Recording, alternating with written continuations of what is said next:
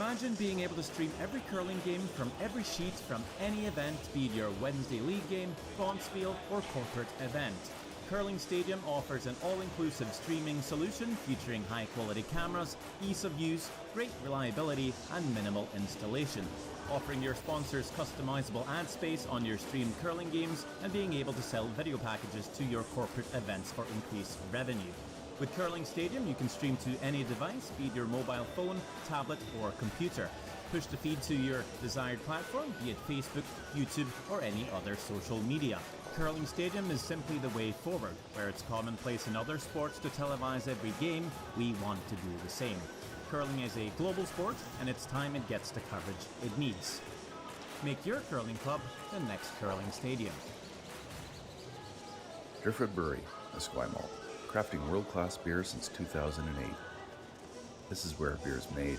With care, intention, and respect for the process, every batch reflects the place we're from and the standards we hold ourselves to. And this is where it's enjoyed. Our tasting room, offering a rotating lineup of West Coast favorites and seasonal releases, right here in Esquimalt. Paired with Thai-inspired food from Dumpling Drop, we're open 7 days a week. Driftwood Brewery, great beer, confidently made. Cheers. The Kia Victoria experience is a different and better way to purchase a vehicle. We believe that the more positive your car buying experience, the more you're going to love your Kia. When we say the right thing to do, we're talking about putting the customer's needs first. It's about being honest and transparent, both in sales and in the service department, and it's also about treating everyone equally. If you haven't considered Kia Victoria, I would say come see it for yourself. You're going to be impressed with the people that you meet and impressed with the product. Welcome to the RockShop.net, the official store for the Grand Slam of curling. Whether you're looking for the best hats, stylish clothing, fun toys, or unique accessories, the Rock Shop has it all. Shop online anytime at the RockShop.net for exclusive Grand Slam of curling gear, or come see us in person at your next event. The RockShop.net, where fans find their favorite curling gear. Brett, come on man, I know Aztec's #1 for online safety training, but we really should be out here practicing. I know guys, I'll be right there. Just let me finish this course on gas detection. Wait, do you smell that?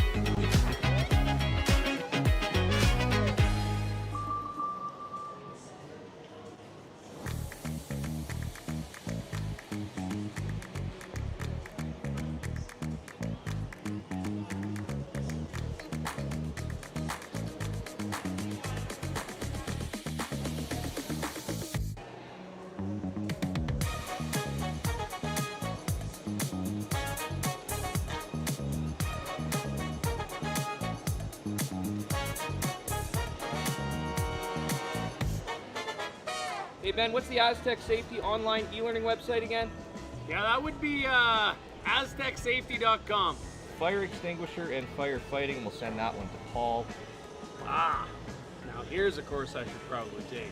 Conflict resolution. Power line safety. Yeah, I thought it might help me with my line calls. Did you know this Aztec website has over 100 safety courses? Gee. Aztec Safety online course. Ground disturbance. Could have used that a few seconds ago.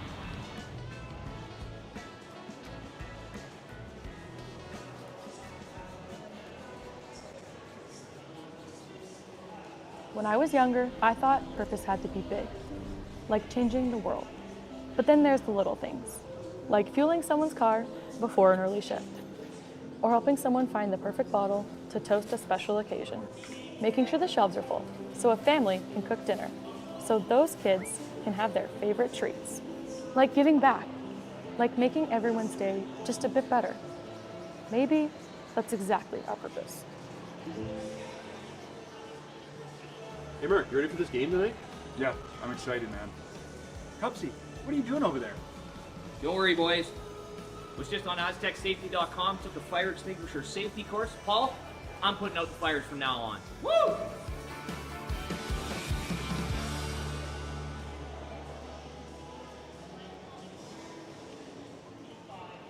Developed over a decade in collaboration with the finest ice makers this side of the Atlantic, the Pebblehead PB5 is nothing short of a triumph of sophistication and craftsmanship.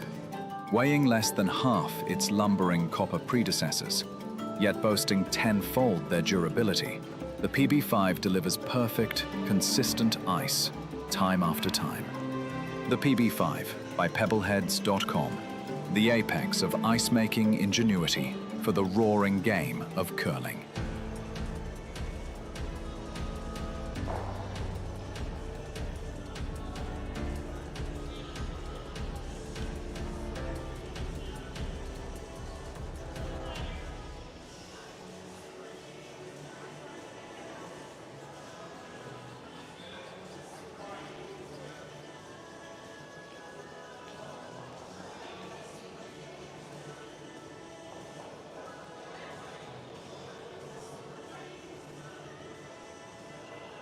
Thank you. Practice is over.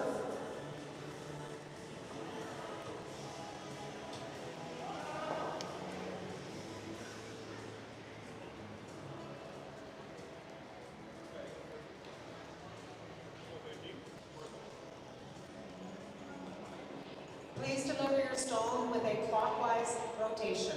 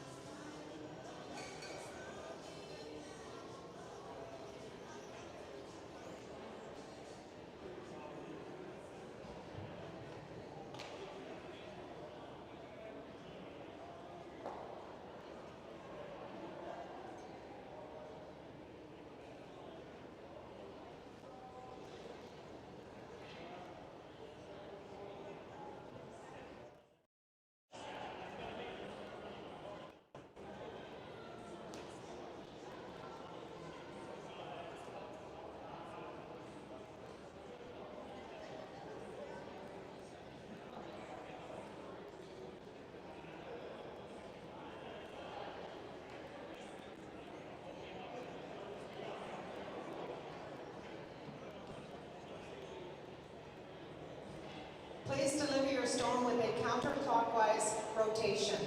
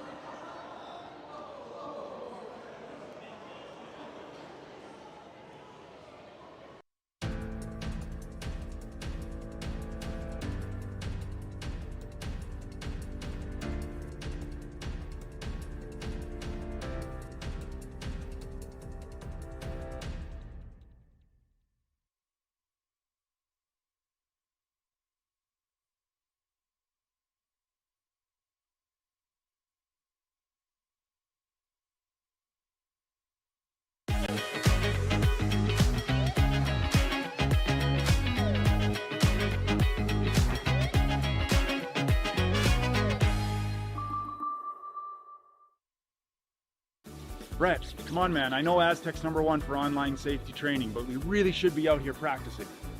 I know, guys. I'll be right there. Just let me finish this course on gas detection. Wait. Do you smell that?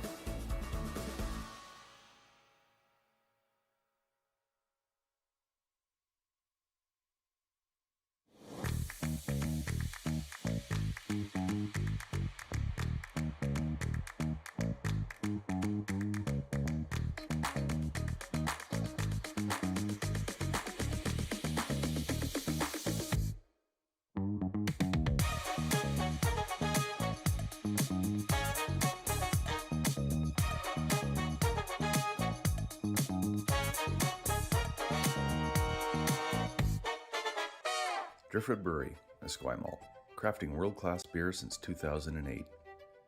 This is where beer is made.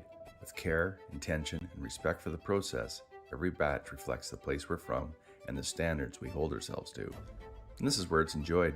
Our tasting room, offering a rotating lineup of West Coast favorites and seasonal releases, right here in Esquimalt. Paired with Thai-inspired food from Dumpling Drop, we're open 7 days a week. Driftwood Brewery, great beer, confidently made. Cheers. A very pleasant good evening, curling fans, and welcome to the Archie Browning Sports Center here in Esquimalt, BC. It's the BC Curling Championships. A lovely evening out here in British Columbia, and a very happy holidays. And with New Year's coming up to us, we're here for this matchup between Mahra Harris and Corryn Brown. Team Harris is 0-1. Brown is 1-0 right now. Thank you. Thank you for joining us here on Curling Stadium.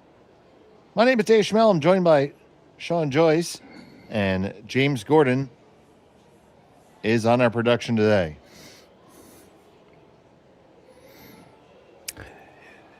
But they've put the wrong names up on the screen. That's not us. Melissa and Terry are doing a different game. Yep. Yeah. Hey, that's us. There we go. So, Sean, welcome to BC. Yeah, glad to be here for these broadcasts. Usually I do the Saskatchewan ones. I'm from Saskatoon, so but familiar with a number of these teams through some of the things that they've done with on tour. I've seen the Brown team a few times, seen Kaylin Camillans, Taylor Reese-Hansen. You know, this is probably as deep a field as you're going to find in any province in the country certainly on the women's side, because those three teams alone are near the top of the women's standings. Sarah Work, we've seen a few times as well. And if not full teams of the rest of the teams, I know there are individual players on each of those teams that I've seen before. This is a very deep field and should be an exciting week. Always nice to see the round robins when you get into 8 teams, because then everybody has to play everybody. You get a true, it's very much like what they're going to see when they go to the Scotties.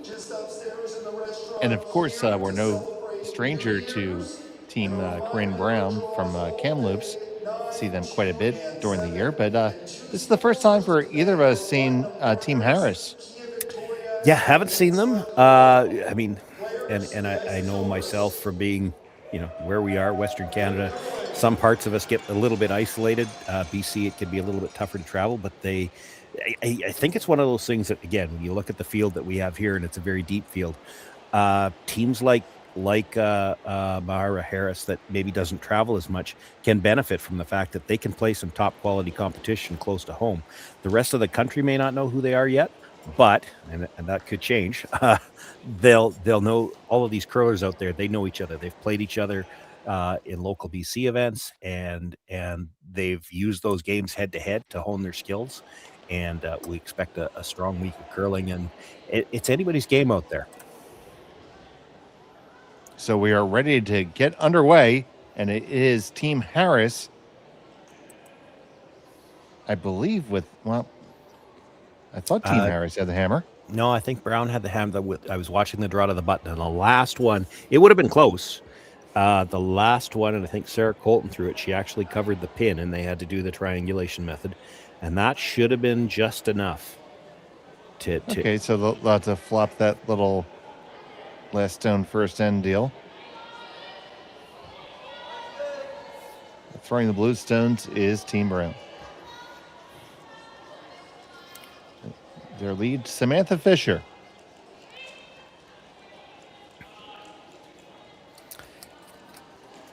Yeah, we do have to hope they're thrown in the order that we have them on the roster, because we don't have pictures of the players on the Mahra. They just realized they threw the wrong stone. See? That's what was getting you. That's what you were looking at the stone. I knew which team was in the hacks. Yeah. Yeah, I looked at the stone. Okay.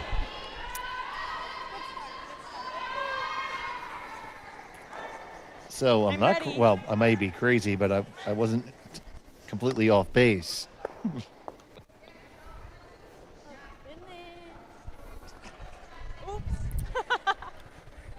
All right, so there we go. Well, I can good tell start. You heard them say. Yeah, I can tell you already. We might have an alternate out there somewhere.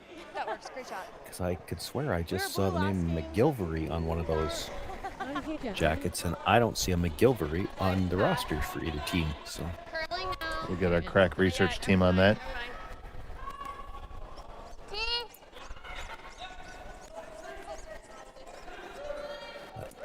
Caitlin McGilvery is listed, so on the BC website she's listed as the lead, and they do have Emily Bowles as the 5th. She is listed on our sheet as the lead, so it must be Caitlin McGilvery playing this game. Don't know if they'll be rotating through. That is something you've seen a lot more teams doing nowadays. Again, we just talked about how tough it can be for teams to commit to travel.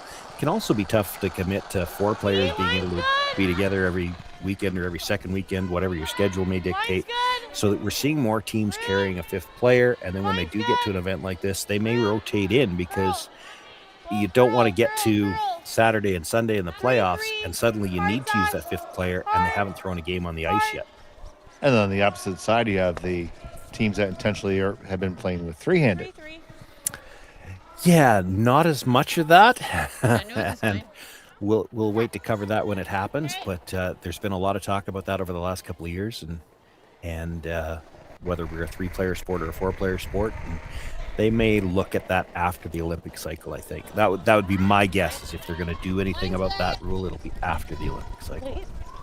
That's what we call a tease in the business, Sean. Well, it got discussed a lot a couple of years ago, where a couple of very high-profile teams did it at some very major events and managed to do very well. And in today's game, with the way it's played, there's a lot of merit to the argument that it's an advantage to play with 3. They don't let you do it in 4-player mixed. You can't play shorthanded in doubles. You can't use substitutes in doubles even. So it's not like you can't put a rule in, but it hasn't been done yet. And I think so much of the game now is geared towards the Olympic cycle. Half the cycle had been played with one set of rules. They're not going to change it until after. If they do it, we'll see. And in terms of other rules, we are playing 10 ends in this event. Gotta go, hard! And if I'm not mistaken, each team receives one timeout, just like you would at Worlds. Yes, 38 minutes on the clock, thinking time. I actually heard the players. This is one of the interesting things that always happens at this time of year too, because you play your Bonspiel season under one set of rules, and then some of the rules are a little bit different as you come into playdowns. And I had heard discussion of this. I don't actually know what the rule is, but I heard the teams.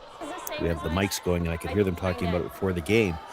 I know that some of the events this year, they were required to change it, 1 game per brush head. You had to use a new brush head every game, and that's going back to some of the things that there's some issues even with the newer fabrics. So, and I don't believe that rule is in place at provincials, but I'm not sure. They were discussing that, so. It's interesting. And that's all to do with the equipment. There's all kinds of rules that have had to come out about equipment in the last few years. I know the foam has been changed this year. There are rules in place for that as well. I don't play as much anymore. I don't have to worry about those things. Generally don't sweep too much either, buddy. I try to avoid it. We know we're in trouble if I'm sweeping.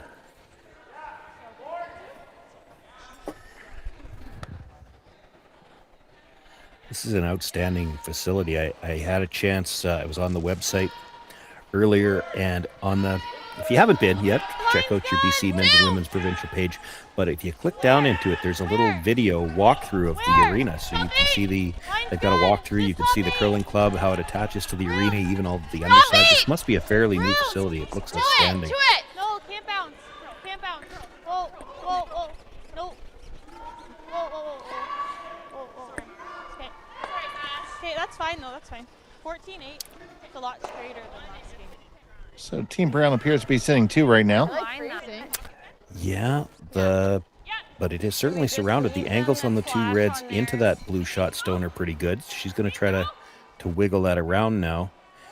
This is the fun part of the end for me. It's there's all this jockeying for position, and sooner or later somebody's going to get a good angle, and they're going to try to blow things up. Like if you could run that guard back right now, you could probably pick the 2 blues out of there. So that's why she's got to get something underneath a little bit. She still wants to change the angle on those 2 reds as well. So she's trying to get a lot out of one shot here.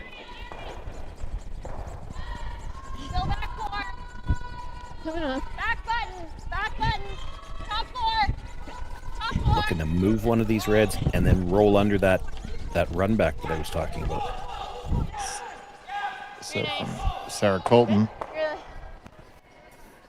Didn't really move it as much as she would have liked. It takes away the run back, because now if you run something onto the blues, it's going by the shot stone, but she can still play the red onto the shot stone. Yeah.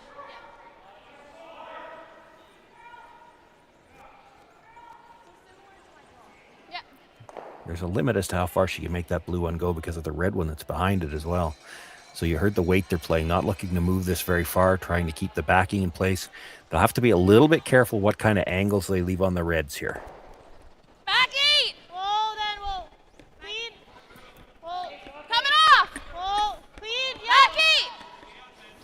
Yep. Back 4! Yep. Hard! Boy, that is really curling. Hard! Hustling really hard to get it up there. Good.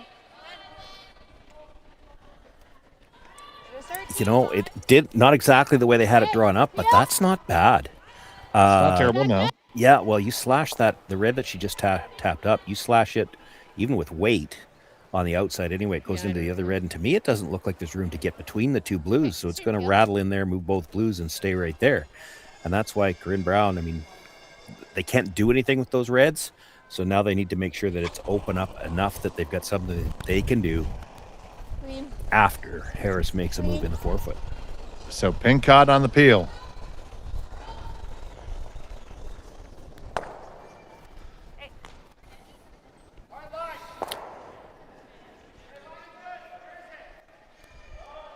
Yeah, I like this. This is a good patient move. That was probably back.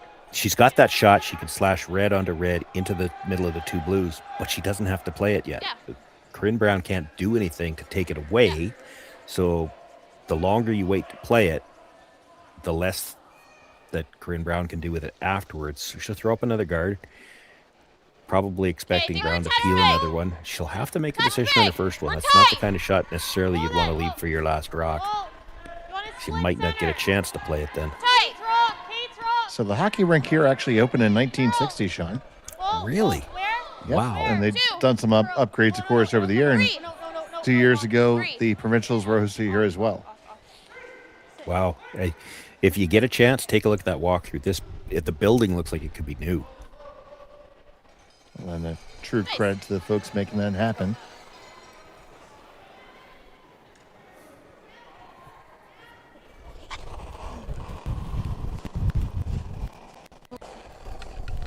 Got over curled a little bit, but she's still going to play the peel.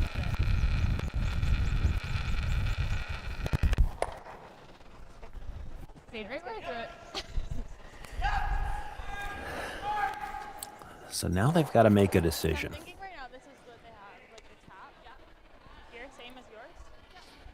You've got the red onto the red into the two blues. She looks like she's playing some kind of a draw weight shot here. Yeah, I didn't mind the throw, so I don't mind taking a bit more.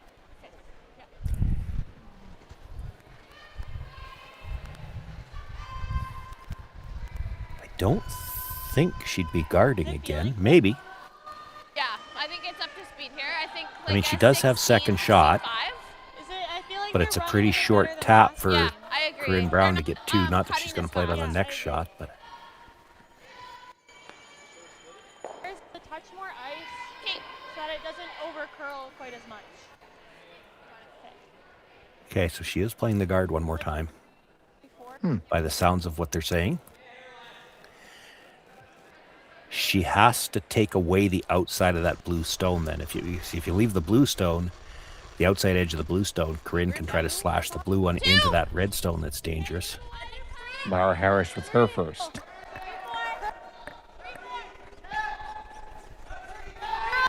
This is way out there. It's got to cross the center line a bit. Starting to take a turn now. Can they keep it moving? Carry it over. Come on. Is that far enough? Well, no. Where's our shooter going? Well, just T-line, so like here. Yeah. So they're talking about just tapping the blue one up to be shot, or second shot even. Where the shooter's going to go isn't going to matter. There's not going to be any kind of in-off double. I would still be worried about the red. I'd be thinking about just try to move it, hit the second one, hit it thin with like hack weight, and try to change the angle on those two reds coming into the button. You can certainly play this with the draw weight. If I'm Corryn Brown, I'm worried about those two reds. Because I don't think there's room. Like, it didn't look like it on the overhead. If she slashes that red anywhere on the outside, it doesn't look like there's anywhere for that. Here's a good look at it. That red that's just biting the button. If you hit the outside of the one in the 8-foot, touch that, I don't think there's any chance it goes between those two blues. It just rattles between them and sits right there. Probably ends up as shot rock, and I don't know if you'll have a way to get it out.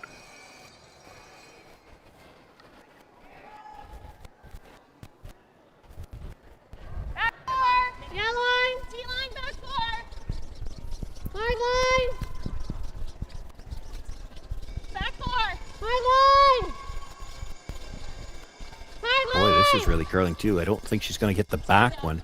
Now she could change the angles if she chips the front one still. Chip off. She might be on the red. On the red a little bit. Okay. 14-5. I don't think that helped you one little bit. It doesn't. If anything, it helps. Harris, she doesn't want to take the chance on it, though. It doesn't look like. Like with where that ended up, I'm not sure how you get two now if you're Corryn Brown, because the top's not there. I mean, if you're Harris here, don't you chip that red that we can see wide open into the other one and plug it in there? Well, you could. I mean, it's there. It's been there the whole time. What she'd be worried about is, do any of those angles, because it's when you're hitting something that thin, you got to be a little bit concerned about what's it going to leave behind. Oh, sure. Things are going to move. So she might be a little scared that she might leave a way to get that red out. There's 4 blues around the forefoot. You'd hate to give up a huge first end. It kind of looks right now like she's got her forced to 1. Final stone from Harris. I'm at least surprised she didn't look at it.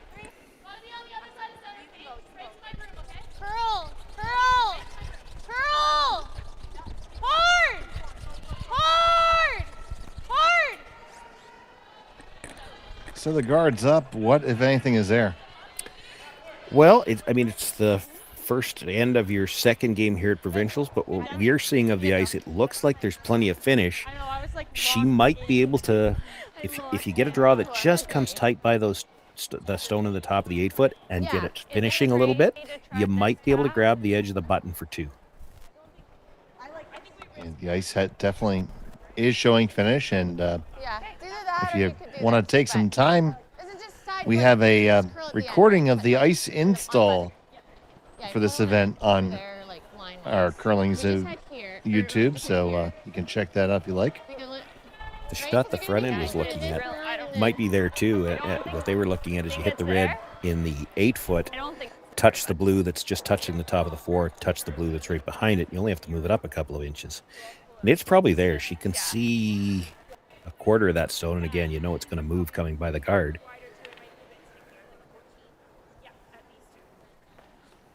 I don't think she can hurt herself with that shot either. But you'd still be guessing on weight. You're moving 3 rocks. This is, it was draw to the button path, granted going the other way, so she's got an idea of what the line's going to be here. She should have an idea what the weight's going to be. It's whether or not they get enough finish as they come by that stone in the 8-foot. So Corryn Brown, final stone of the first. Big positive release on it. Hi for the bump. It's not there for the bump. Okay. We got top 8. Yeah. And that's not going to get there, so it's going to be a single point for Brown in the first end. Harris will have the hammer when we come back.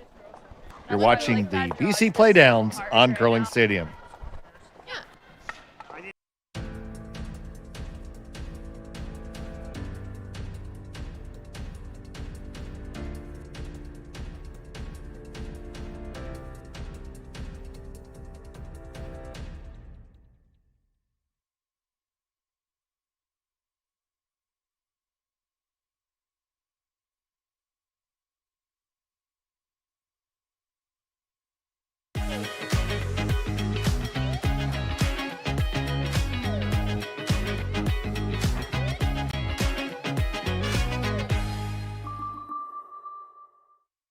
The Kia Victoria experience is a different and better way to purchase a vehicle.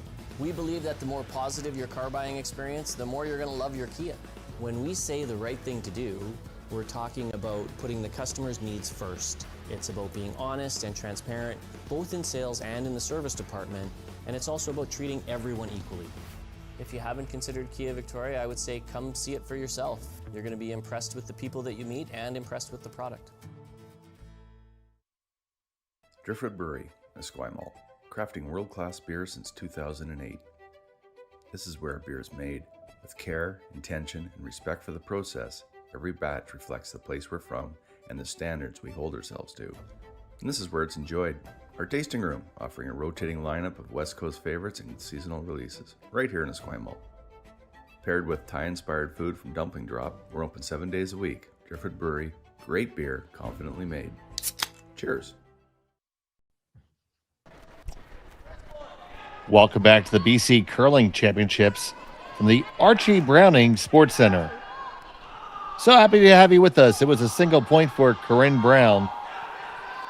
In the first end, Team Mahra Harris has a hammer throwing the Redstones in end number 2.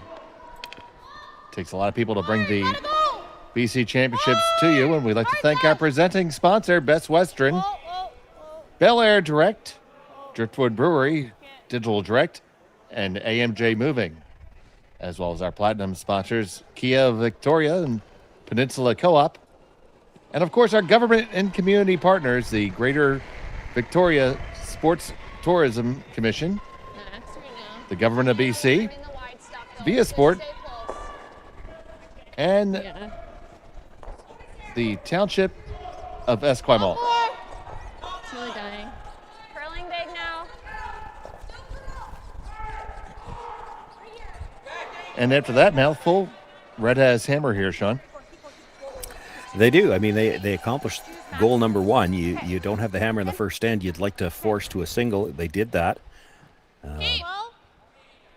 Got a couple of guards up here to start things off as we begin playing the second. Now the center guard splitting the center line that Brown threw up would have been one they wanted. That red one short of the house was likely a come around attempt that didn't quite have the weight.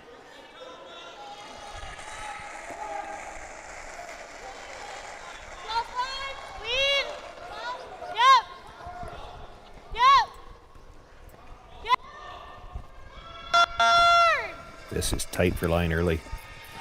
And that blue guard is on the center line. That's also a no tick zone shot. She's got to be careful here.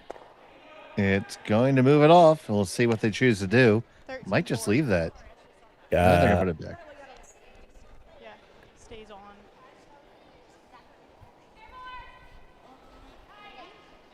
Yeah?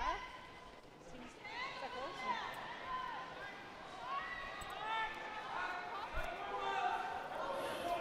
Now, go through like what the thought process would be.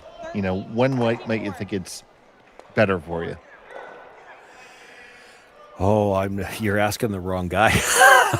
The no tick zone is one that I haven't played it enough to really make those decisions.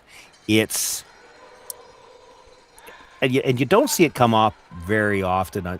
It happens more like that, where they were trying another shot, come around it, and actually got a little too tight to the guard and moved it off. Now that one, they actually hit it close to the nose, so the rock in the rings was actually probably still guarded. That's not normally what happens. Usually you hit it a little bit thinner and you roll off, and of course if you wanted your rock guarded, you're going to want to put the guard back. So I mean, if there was ever a chance, it might have been there. It did, yeah. But it's early enough in the game that you just probably don't want to leave any extra opposition stones around. And now with the end not setting up well for Harris, she does the quick count. 5 stones are gone, and let's see if we can double the guards. And if she ever hits the first one a little thick and misses the second guard, it's going on to the 2 blues in the rings. So hard to not get something good out of this. Bonus, get it into the rings. And it sticks around. Yes, it does. That's very fortunate. And you too could be fortunate if you were to win the 50-50. Go to rafflebox.ca. Currently $2,360 in the pot. Still a couple hours to get yourself in tonight's drawing. Right, sure, you got it.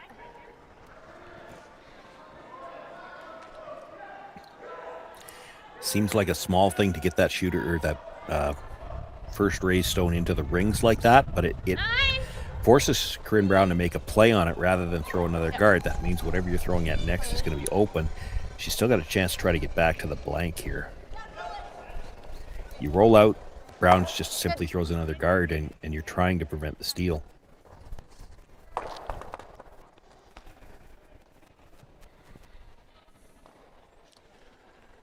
Enough room there to make the triple, or is it going to go past? No. If she tries to make the triple, she's going to jam the first one. So you have to make a clear decision what you're playing here.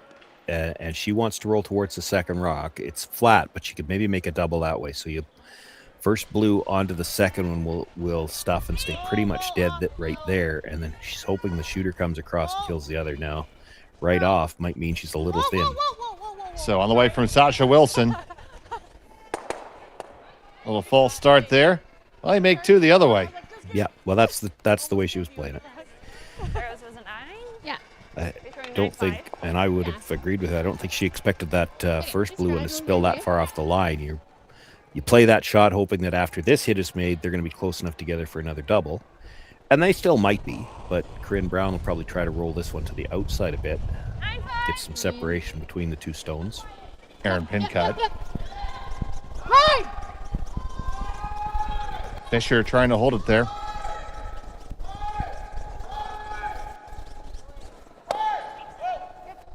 Oh, that's really good. A lot of separation between those 2 stones. Yeah. So now you have to start, trying to inch them back together to closer. And this is the standard play. You hit the wider one first, try to roll back to the center line. Because then when Corryn Brown is trying to roll back to the corner to spread them out, she doesn't have as much room. If you hit the one in the 4-foot first and you happen to only roll to the center line, Corryn Brown tries to hit and roll back to the wide side of the 12-foot, and they're just too far apart.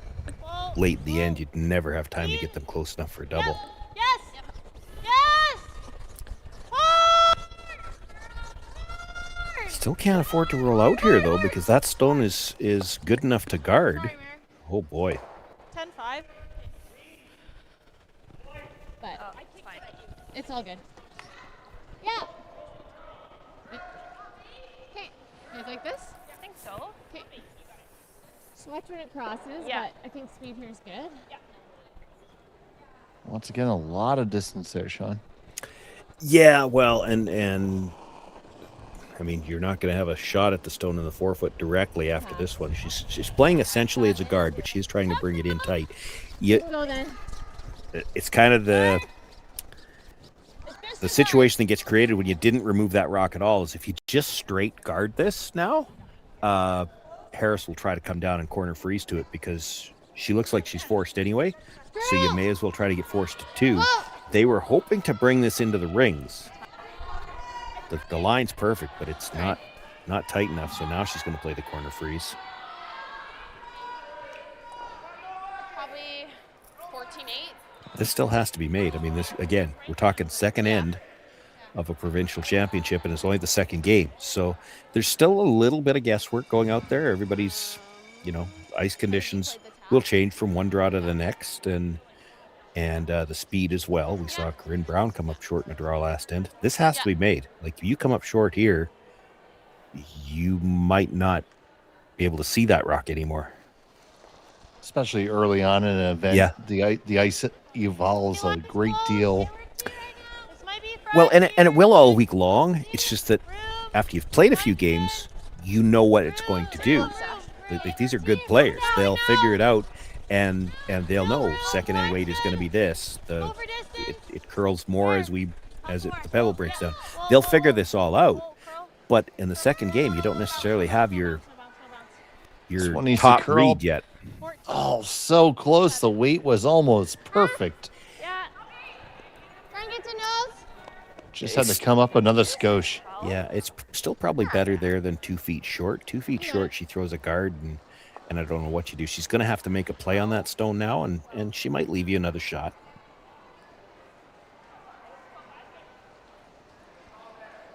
Can't quite see all of it. If she rolls broomside, she might leave you a double where you're buried. So if you probably throw a 12, it'll come down to a 12-5.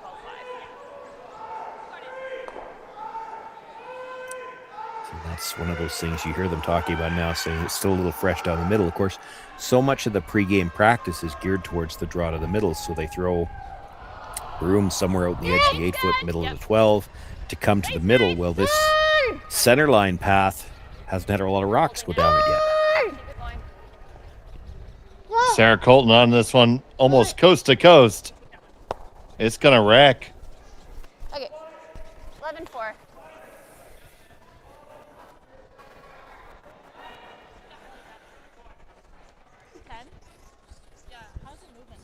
So now looking to hide the other way a little bit. Yeah. Well, she's going to make a play on the second shot stone. she doesn't have to. She could draw the other way. She can't. There's no way to not leave a double playing this. Yeah. Now, it's not without risk to go the other way, but for Corryn Brown to make a play on that red stone in the 4-foot, So it might be a little fresh. I think just broom down. she can't roll to the other side of the house, or she takes out her own. Roll too far into the 12-foot. Yeah. Like if you can still have a piece of the 8. Yeah. Not the worst. You got it.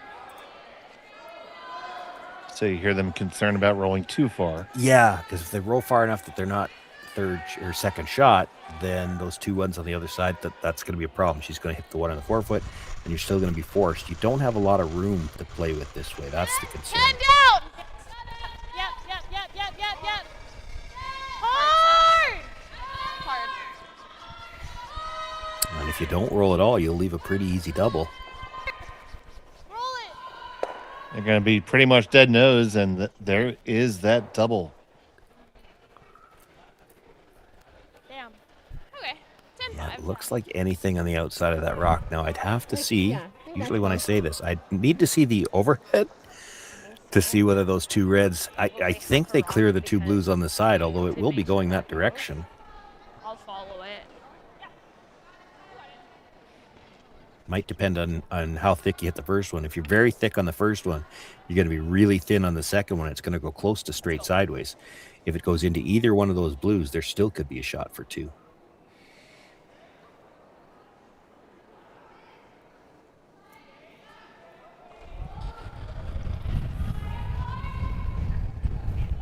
So here's the final from Brown. Clean! Hard now, just clean. Sounds pretty good. Because it is. Now you're going to play for the blank. It's probably it's probably there if you needed to. It's not easy because you got to make the double and roll out. And to do that, you got to hit just slightly off the nose on the board side. I feel like we're hitting it high side. Yeah. I think there. If you hit too far off the nose, you miss the second rock. She gonna try to hit this? She might be trying to hit this. So tough. Go the other way. Well, I just heard her say the blank is so tough. She might not be trying it. It's very thin to try to hit it the other way, and there's a chance you jam it and roll out. 14-8. Yeah, I think this is the good path. Yeah, I think so. 14-8. Yeah, she's just drawing. They're discussing draw weight. Yeah, like maybe like 5 feet more than my draws. A bit more. Bit like my first one, but more than that one. Yeah. Okay. Like I think the speed will be similar to that throw, like that path. The old discretion is the better part of valor.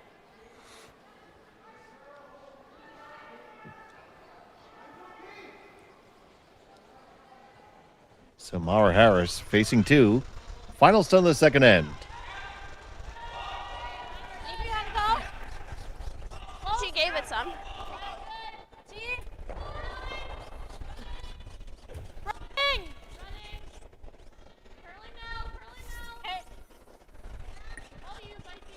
Line's fine. It's all about the weight. Just walk it in, ladies. And they do.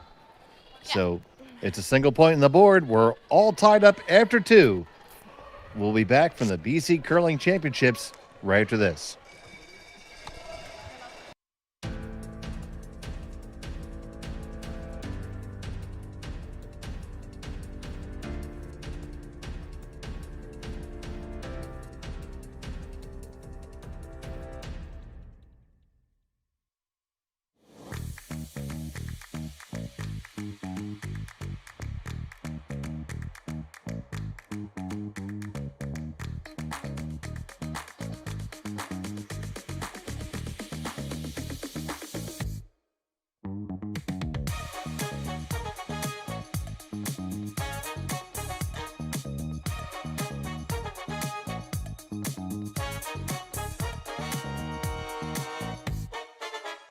Welcome to the RockShop.net, the official store for the Grand Slam of curling. Whether you're looking for the best hats, stylish clothing, fun... Shop online anytime at the RockShop.net for exclusive Grand Slam of curling gear, or come see us in person at your next event.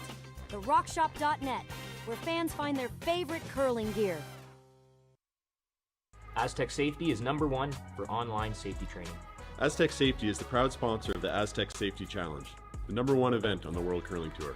And Aztec Safety has been a proud sponsor of Team Jacobs on our quest to represent Canada at the Olympic Games.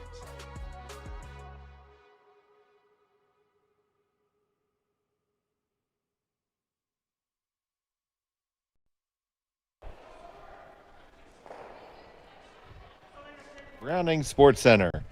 It's the BC Curling Championships here on Curling Stadium. We're all tied up here between Corryn Brown and Mahra Harris here in Esquimalt, BC.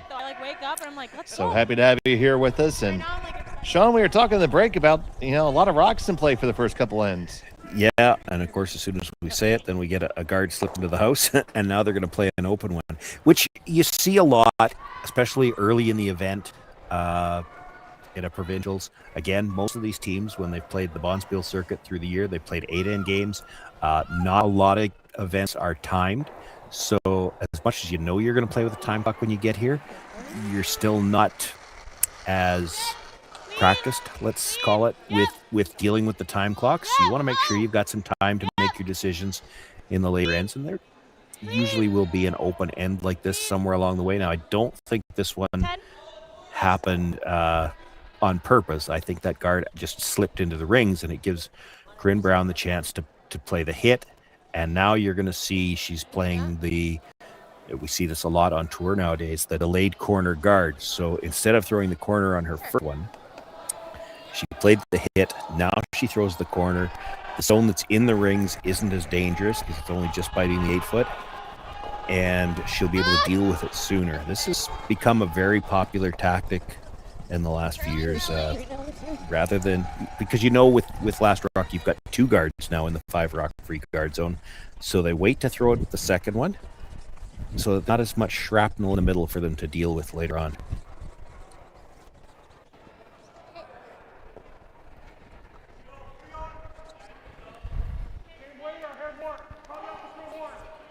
And now Harris is going to respond with the center guard, electing to throw the intern. Throwing the guard, but this is the 5th stone to the end, so this will not be a free guard anymore. They'll be able to make a play on it. She tapped the ice not very far in front of the house. This is actually one where you might like it a few feet higher than that, because I think you're going to see if it's 2 to 3 feet in front of the house, I think you'll see Brown try to play the double and roll to another corner. Where? 3. Okay, line's good. Yeah, 3. Well, it'll come over. It'll come over. I need this to stop, I think. Right here. Yeah. Sit down. You don't want to leave her that half of the rock. She won't even play the guard now. She'll play the hit and roll behind cover.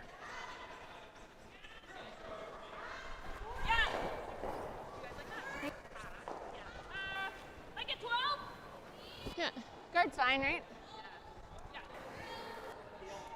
So here, say 12 seconds. That's the hog-to-hog distance.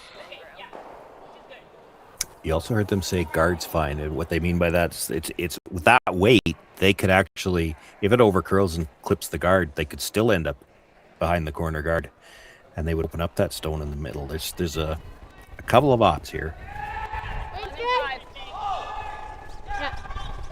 Hard.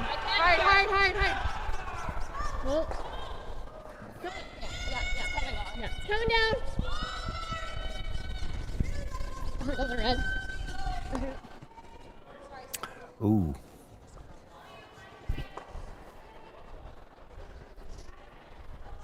Kind of got caught in between. If you're going to touch that red one, you actually need to make an earlier decision. Okay, we're on the guard. Let's clip it just a little bit thicker. That kind of flips the advantage here back to Harris a little bit. So they're going to play the tap as opposed to the come around. Yeah, I like the come around better myself, but you heard her say it. They have to go really wide to come around that guard. And again, so much of the pregame geared to draw to the button, that wider path might not be up to speed yet. She wants to stay in ice where they know what the speed's going to be, and I can't fault her for that. We're really soft. We're like T-line. Yes. She might not have gotten all the way out to it, or this is picked. Yep, get it in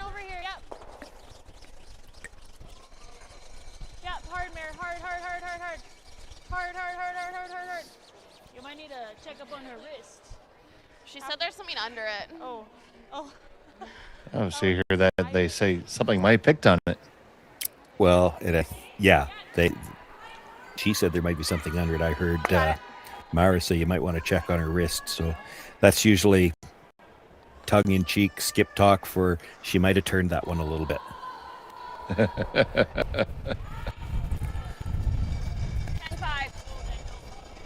10-5. All right, cleanup duty.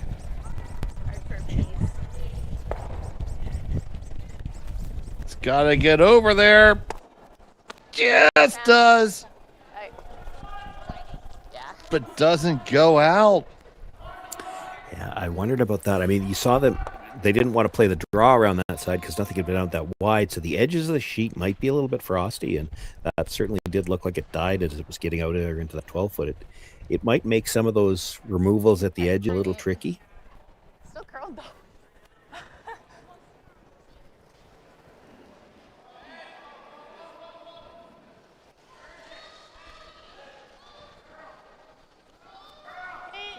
Close, sash early. Sash early. Top 12.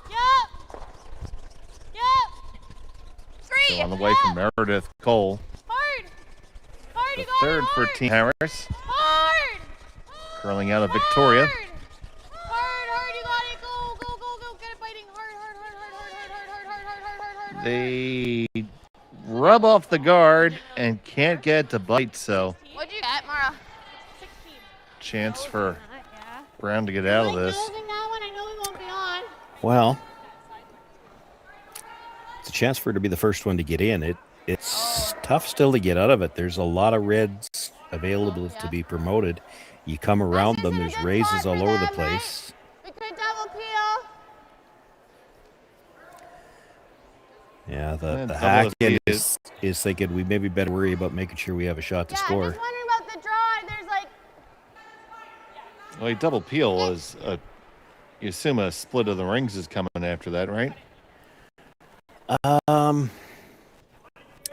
Maybe, not necessarily, because here's the thing. If you try to split the rings right now, if you're Mahra Harris, you're coming behind that blue corner guard, and you come behind the blue corner guard, and Corryn Brown's just going to freeze to you and see if you can't get her two, because a blank's not looking very likely. That is not what they wanted. Sorry. It's certainly not a double peel. No. Well, it's left a double guard. The only benefit to it, I guess, is that probably anything that she comes around with, it's going to be a relatively short double run back. Feel free to give it a good extension. Yeah, it looks very gunned up, so to speak. I think 14-5 should be close. Yeah, we can get it there.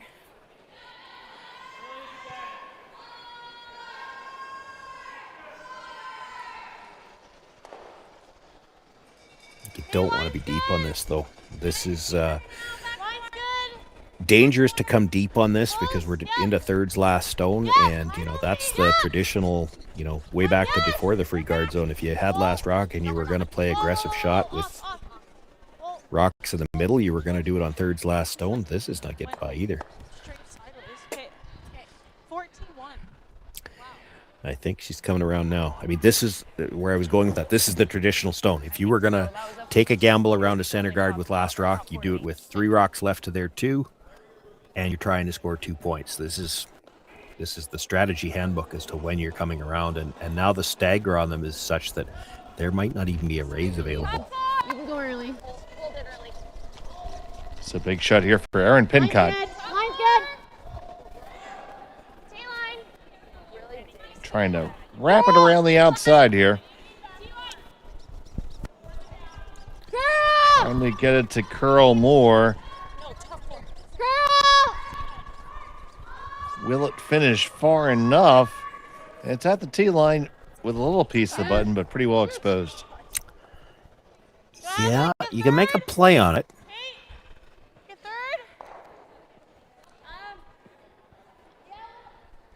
He's just heavy. What do you think of hack weight, Sean? Well, that's That's the question that's running through everybody's mind right now. It's because both teams have seen a few rocks over curl. That stone with that Erin Pincott just threw, she had very good rotation on it. Maybe threw a little extra rotation on it, and the line held nicely. But we've seen a lot of over curls early in this game, and you try to throw anything where you're trying to get to the inside on this. If you ever rub the guard, you could be giving up 3 here. Yeah, you're in trouble real quick. Yeah, she could hit and roll to the outside. That's pretty makeable. The problem is then Corryn Brown's going to try to get a better one underneath, and she's still got a chance to get 2.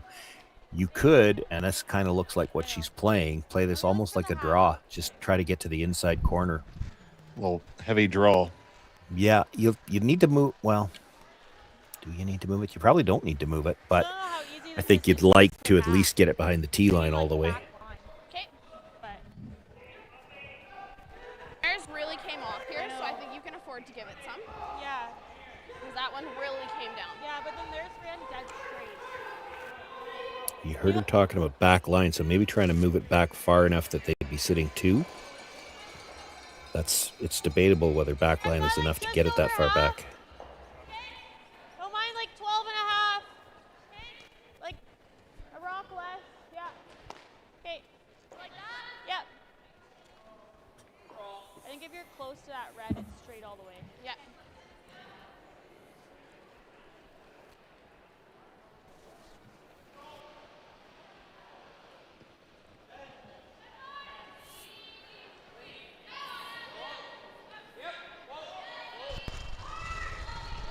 Some Mahra Harris. Whoa, whoa, whoa, whoa, whoa, whoa, whoa, whoa. With our first here in the 3rd. Curl. Sounds like she felt like she might have popped it a little bit. Can we take off? Hard. Hard. Whoa, whoa, roll it. Roll the other way. Right out, Mary, right out. Go to the outside. Go, go, go. Can they push it far enough out? No. Blue is still shot. Sorry. Okay. I moved it a touch. Not for it. So another chance for Brown to make the draw. Yeah. And then, if she makes this, even if she's only half around, Mahra's going to have a decision to make. She can see that blue in the back. You could hit it and make sure that you're not giving up any more than 2, but that still means you're giving up a 2-point lead. Depends where this one ends up. Like if she's biting the button here and you wanted to try to hold her to 1, you could follow it down and sit right on top of it and say, okay, try to score 2 in what's left of the forefoot. It's a bit of a gamble. I mean, if you leave her a way to get yours out, you could be giving up 3.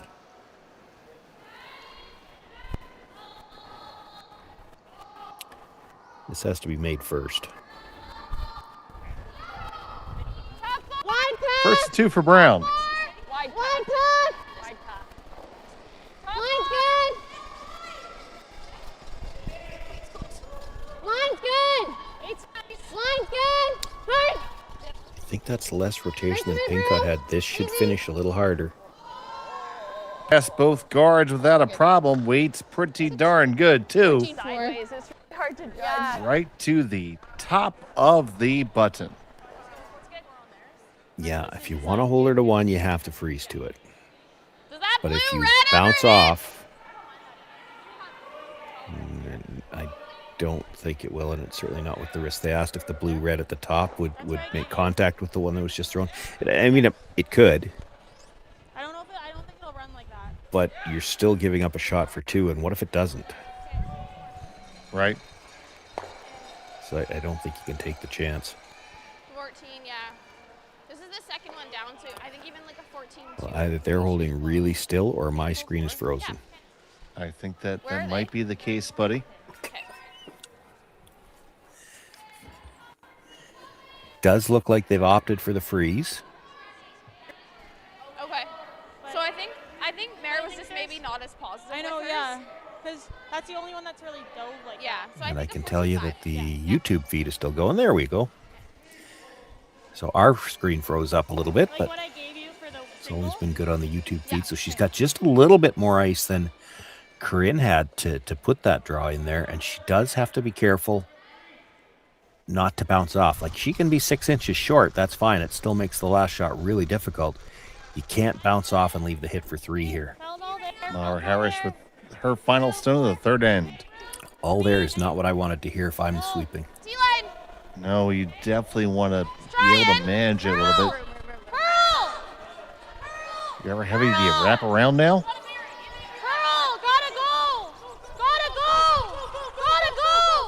You got to take it around now. It's got to take it around now. Oh, no.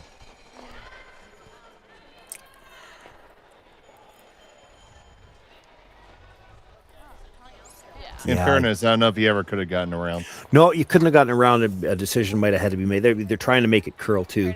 If you stop a foot higher than that, this is a little bit more dangerous because now they're so close to even. I don't think you could ever jam it. Whereas if it's a foot higher, you hit 2/3 on the outside, you're jamming it onto shot stone. Should have just given up on it early. Yeah, well, they were trying to get a curl. You get any sliver in front of it, and this is a risky shot to play. It had more line all the way down. This is, again, that the red and the blue are so close together. Even if she touches the blue on the way by, the red is still probably leaving. And hard for the blue to roll out, even if she was as thin as half a rock, because I think it just rolls into those catchers on the side. Corryn Brown, final stone of the third end. She has one, looking for 3. Well, it's tight early. Okay. I think it is quite a bit too tight, and a missed opportunity there for Brown. She'll only get a single point and take a 1-stone lead to the fourth. We'll be back from BC after this.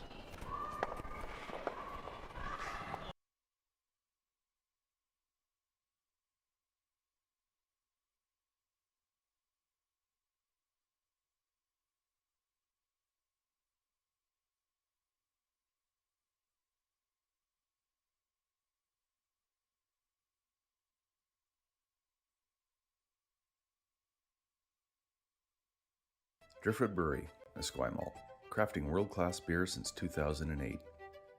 This is where beer is made. With care, intention, and respect for the process, every batch reflects the place we're from and the standards we hold ourselves to. And this is where it's enjoyed.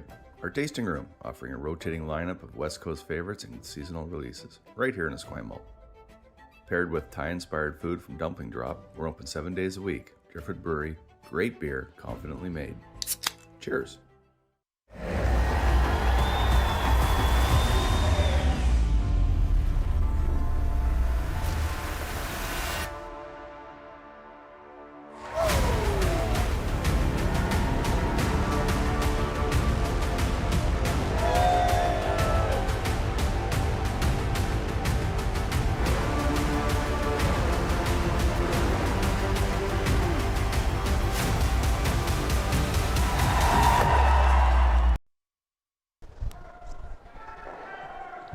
Welcome back to the Archie Browning Sports Center.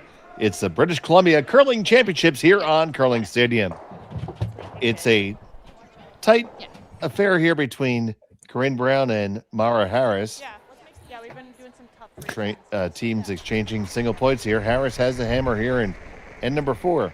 Dave Schmelt and Sean Joyce here with you, and happy to have you with us on Curling Stadium all week long. Wait's good. Yeah, Mahra Harris probably breathing a bit of a sigh of relief. Didn't get that last stone where she really wanted it. Could have just as easily been 3 as 1, but as it turns out, she got the force, essentially, and she's got the hammer back here in the even end.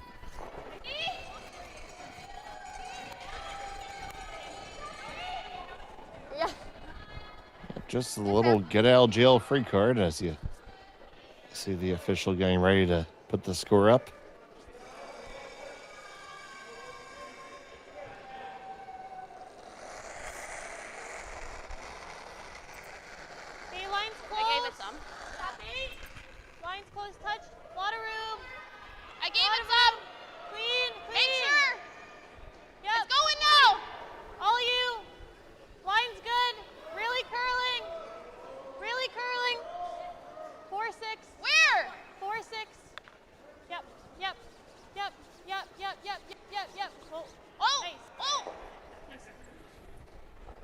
So top 4 from McGovry. Yeah, if anything, just poking out a sliver on the other side. So they threw this turn for the guard. They're going to throw it again to try to come around. Indicated just for the freeze. You could, if you got right to the face on this, you could try to tap it back. Samantha Fisher Line's good. on the lead duties. I have to go to hold the face of this. And for the weight. Good. Line's good. Yeah, or you can come here. I don't hate That's a that. lovely shade of blue. Yeah, it just means that no matter what color you're throwing, there's a chance you can hide your rock in the rings where somebody might trip over it later on. But what else could you do? I mean, we're playing here in BC. You got to have blue. It's the color, right? Apparently. Well, it is. It absolutely is. It's a BC color. We don't use green rocks in Saskatchewan, but I thought we should go with green and yellow here because those are our colors, right? Where? Can you be here? Well, we have green and yellow rings at my home club. We went with green and red rocks here a couple of times. That draws a number of complaints because apparently the most common, I'm not colorblind, but apparently the most common colorblind mix-up is between green and red. So those are two rocks that shouldn't be together. But green and yellow I would like to see. I don't mind it. Is that better? I think. And for BC, it's got to be blue, and then you can take your pick as to which the other color is. When they go to provincials, at least as I always remembered, it was blue and white. You're not going to have white rocks. Let's go.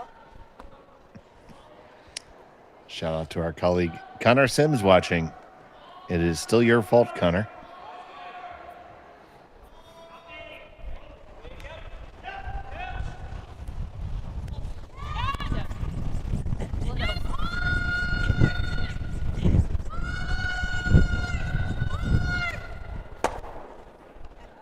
Oh, does it get all the way out? Not quite. Still really good, though. It got it out into the edge of the 12-foot. The blue stone at the top of the rings is shot rock now. It forces a bit of a decision here for Harris. Are we playing offense, or do we want to make sure we can get a blank out of this at the very least? It is the even end. You'll see a lot of teams, even on tour, try to score in the even end. So she's going to ignore the two blues, come around them. There still might be a chance to get that stone out at the top of the 12-foot and maybe bring that one at the side back in later on in the end. Hard line. Boy, you got to get this by, though. Can they get Wilson stone by? It's going straight sideways right now. Sideways. 14-4. Exactly. Just didn't have the weight, really. Nose is good too.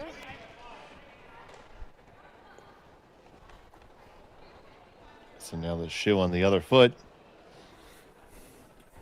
Chance for Brown to get a little aggressive.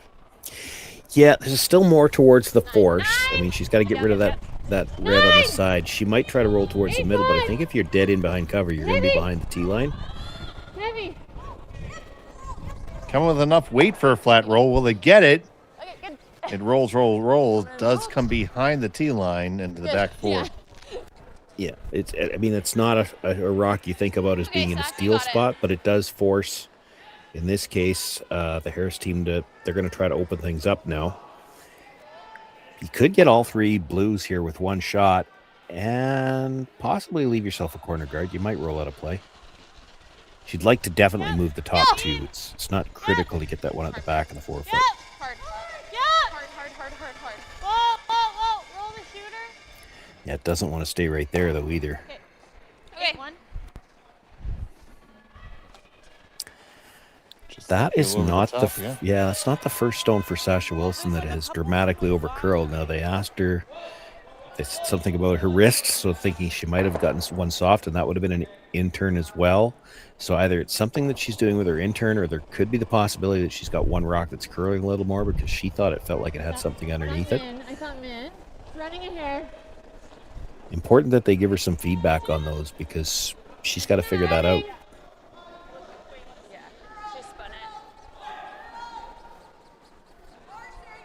This one they're indicating is a bit of a spinner. Yeah. Erin Pincott did that with a draw last in just to hold it out there. They're still curling tons. Like, if it's in your repertoire, it might be something these curlers are going to have to do a little bit more of. Make sure you've got extra rotation because it'll hold it out there a little bit longer, and they're still going to curl plenty hard at the end.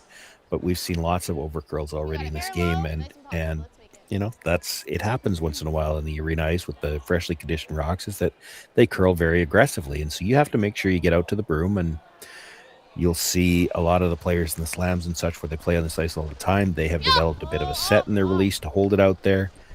Positive release where you've got a little bit more rotation can help.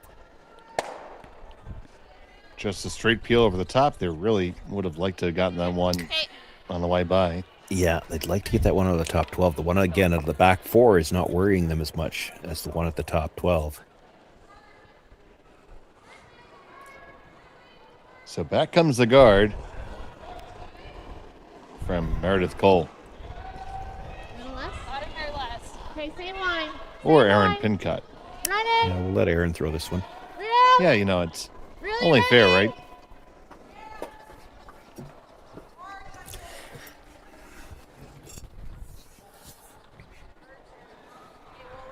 Keep going, keep going, keep going. It's in. Whoa, whoa, whoa. Okay. Yikes. Well, you heard that there. Yikes. Yeah.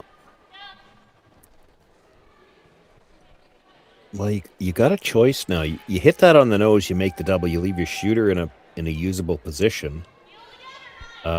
Or you try to get it over the top. And I think she's going for the nose hit. If you try to get it over the top, you might be able to get all 3 of them, but you're losing the shooter.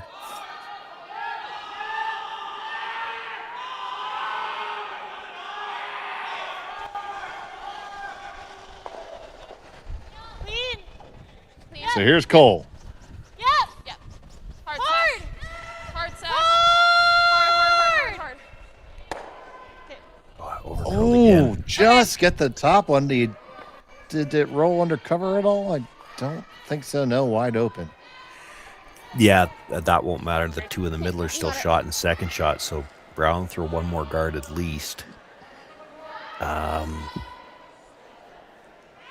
Harris is going to have a decision to make here. My tendency time to just start drawing. I think she has to draw. You're on to skip stones now.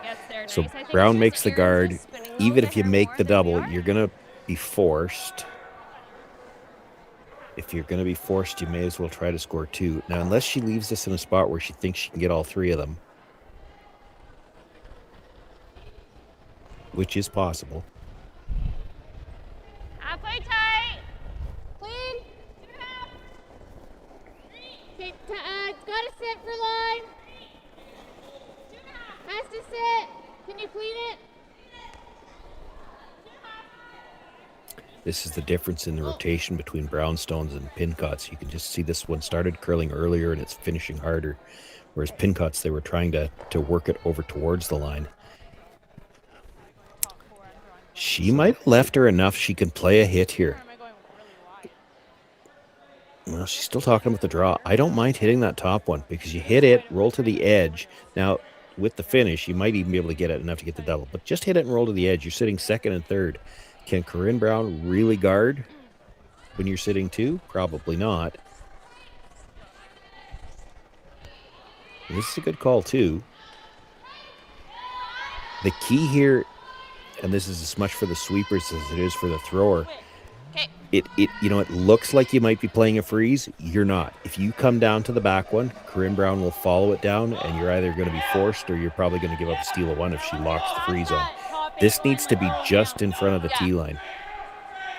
And then if she follows it down, you still got to draw on the other side, so there could still be a shot for 2. You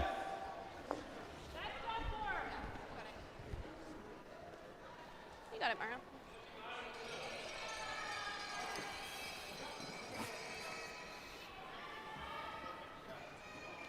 Look how wide they have to go to get the line for this. This is an amazing curl here. We're soft. Yep. So here's Harris trying to draw it around the outside.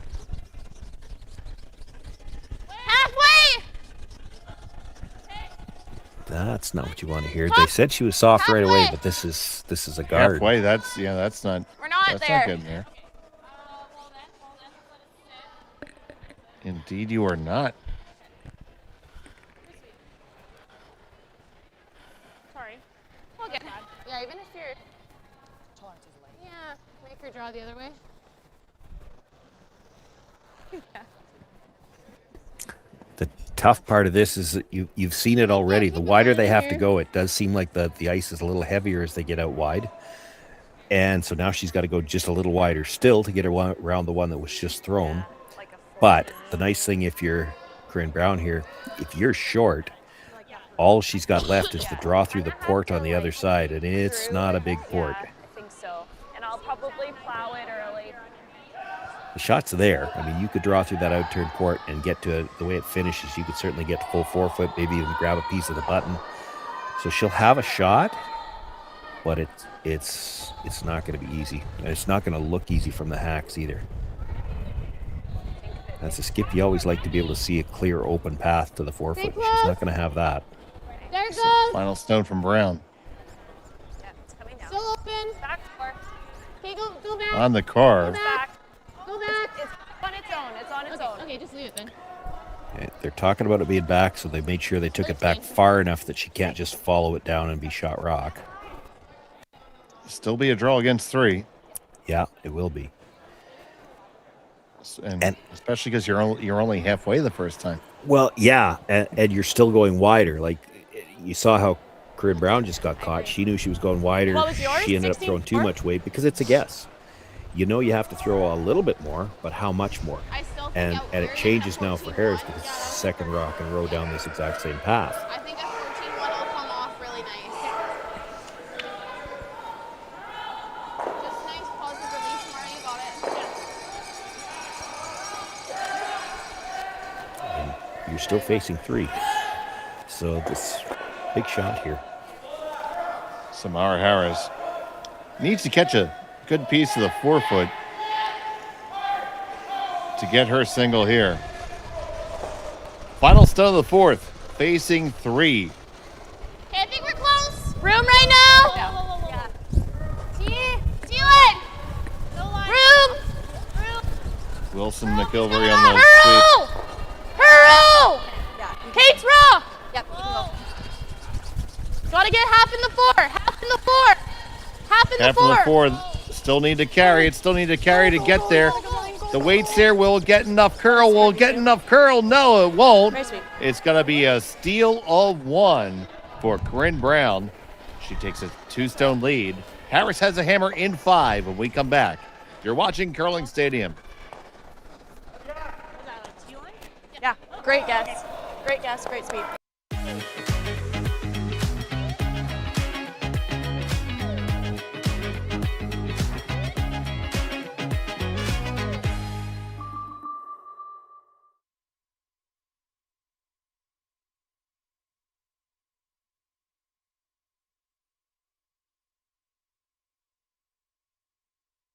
When I was younger, I thought purpose had to be big, like changing the world.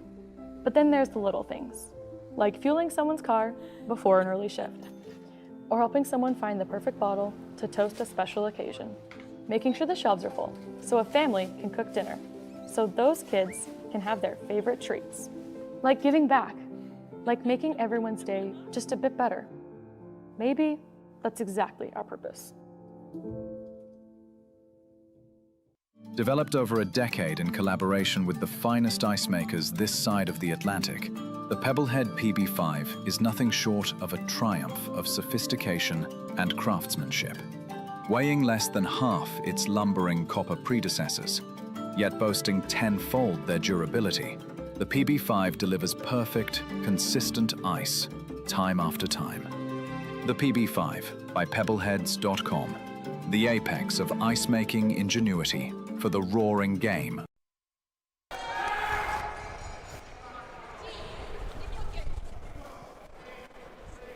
Center in Esquimalt, BC. It was a stolen point in the 4th end for Corryn Brown. Harris trails by 2 here in the 5th. Yeah, big steal. It changes the tactics a little bit. Corryn Brown bringing that first one into the rings. Doesn't need to throw a center guard just yet. You know that Harris is probably going to throw corners, and we were talking about a little bit during the break. Harris already down 2, and I mean, it's still early. There's lots of time to make this up, but she's a little tight on her time clock already. She's down to just over 20 minutes with 6 ends to play.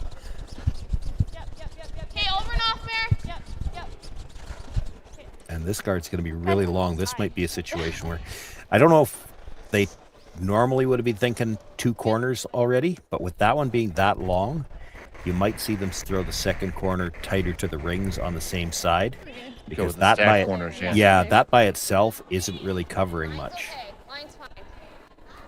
But if you wanted to play the stack corners, it's in a great position.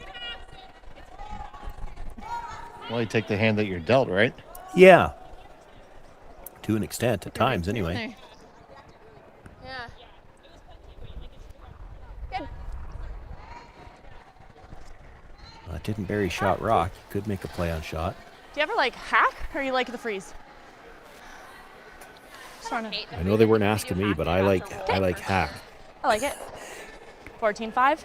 Yeah. If you don't move that rock out of the middle, it gets real hard. Again, that corner guard by itself isn't much good for anything. So you need a chance to play another corner guard up there. I would like to get this out of there, play hack weight, move it out of there, let them hit it. As long as they don't end up buried, you could throw the second corner tight, and you might have something you could use later on. You're not going to get a chance to play it later than that.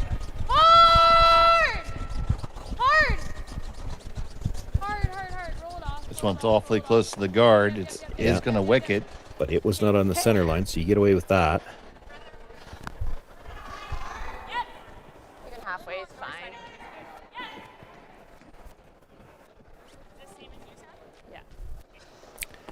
Now you're almost in a spot, though, because there's going to be another guard thrown here. If you're Harris, you've got to get back to trying to clean up the middle so that you can have a path in, and that means you're playing defensive shots at a part in the end where you'd like to be trying to set up some offense. Clean it. 2.5. 2. Almost to the red. Yeah. Little bump. Little bump. Squeeze it. Get it to center before the red. Keep going. Keep going. Keep going. Whoa. Trying to keep this one moving up to the center line, and they do. That's good. Try that.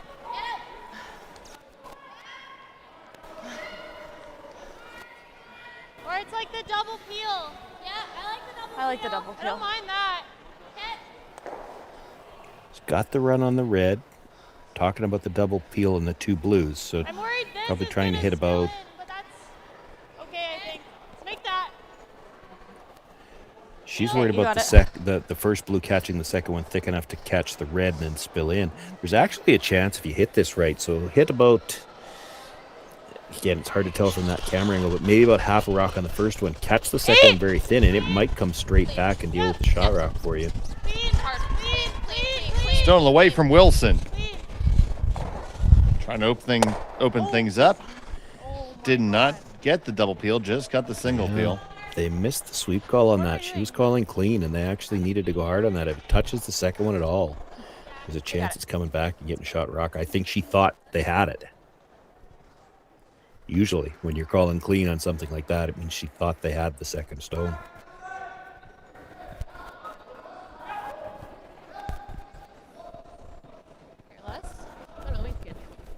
Same weight, halfway. Even.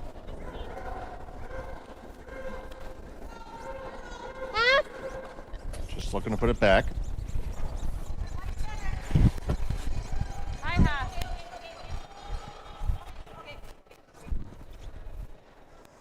You're nice. You can't say okay and then take it back. Oh, does that leave a port? You got it. Nice throw, nice and positive. I mean, if you had to, maybe, but if it's there, you can throw it, buddy. I think it would go if you had to. I don't think you're throwing it on second stones. You still want to clean something up here. They're going to play the double the other way this time, though. So it's blue onto the red, and then try to bring the red back into the rings and do some damage. It's in the ballpark. Good. Really nice. Just like that. Nice. Okay. And undercover to boot. I think so. Yeah, do you think more ice than this? Like Well, and everything's it nice. opens up the opportunity now for Harris to play some offense now. Because even if this shot is made, she's going to have to roll to the open. You could very easily decide to just ignore this and come around. It's a triple staggered corner now. Oh. Curl. Curl. Curl. Curl. Hard on the red.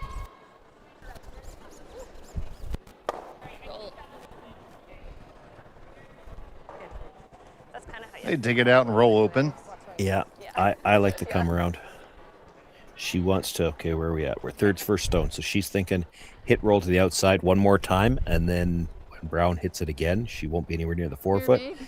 And then she'll come around. You cannot roll her out here, though. It was an 11-8, but that's kind of how You don't want to give pull Brown it. the chance to come around those guards first. Almost flash it and then curl.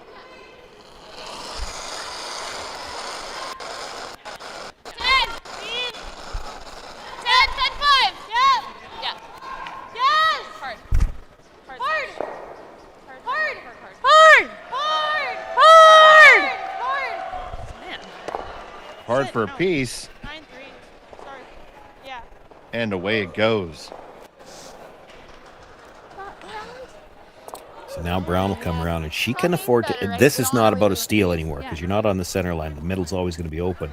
This is about taking those guards away from the Harris team. So you saw her tap top 4 foot, but even if they're just full 8 foot around the guards, it takes away her path to get in behind there and still be shot rock. Again. Stay close. Line's good. Let it So work. pin cut. Curl. Always curl. Always curl. Oh, you don't want to be deep here. T-line. They say it's T-line. It's more than that. That's good. Ah, shoot. Straight follow down, eh? I would. I mean, she wants to move it. She wants to have more room later on 2 in inches the end. buried, inch and a half. 11. 11. Yeah. Well, she The said problem 7 is for a sec. when you move it, like I'd almost rather freeze the center line side. You can make this shot and still not be in great shape because you're going to roll to just behind the tee line, behind the corners, and Corryn Brown's going to try to draw and sit in front of you somewhere, and you won't be able to get it out. 11. Yep. Clean. Clean. Yep. Yep. 11-5. Yep. Yes. Clean. Yep. Whoa. Curl. Once they're by the guard, then needs to curl.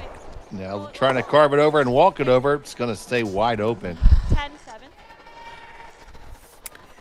Yeah, wide open doesn't hurt them. Corryn Brown probably can't ignore it, and the same problem for her. If she hits and rolls off of it, she's behind the tee line. You don't want to be behind the tee line behind the corner guard because she'll freeze to it or draw in front of it somewhere. I don't know. It looks like 10, but I can't tell. Oh. So your best outcome is to roll maybe a skosh to the broom side? That's not bad.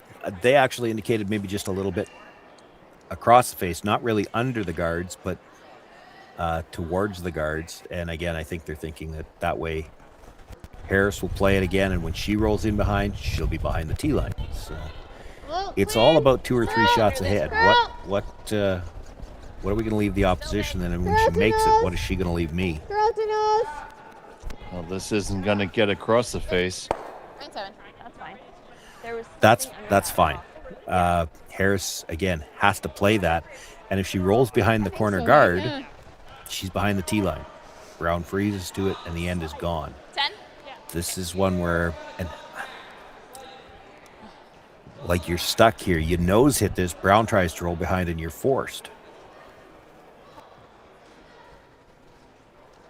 This might be one where you try to roll really big. Try to roll over to the 8-foot behind those corner guards and at least make Corryn Brown try to draw cold.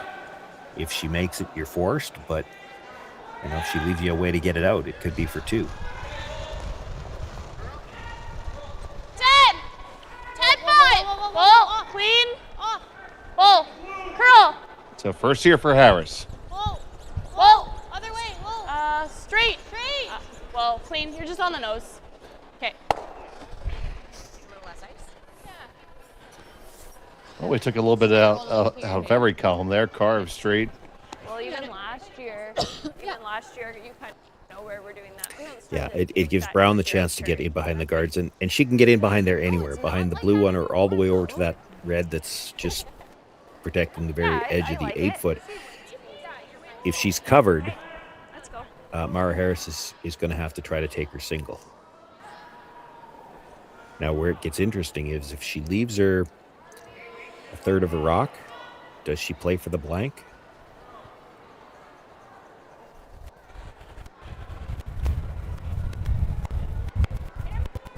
So final from Corryn Brown. Indicating it's a little bit heavy. Yeah, we're no straight, and you roll that way. Yeah, it's fine. Well, she's playing for the blank now. I don't know, like 9-4. Looked like she just kind of floated it. Yeah. Okay, you got it. Let's make it. All right, trying to make that peel and blank it out.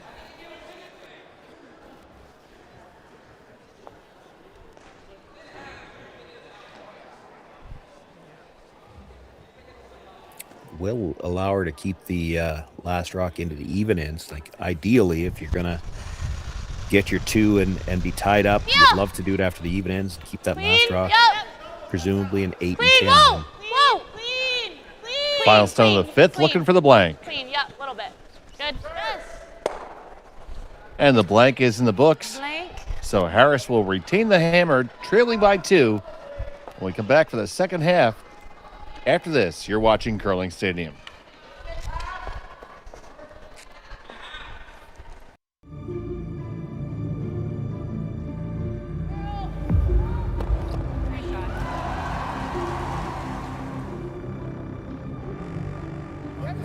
Yes. Whoa. Oh, boy. John.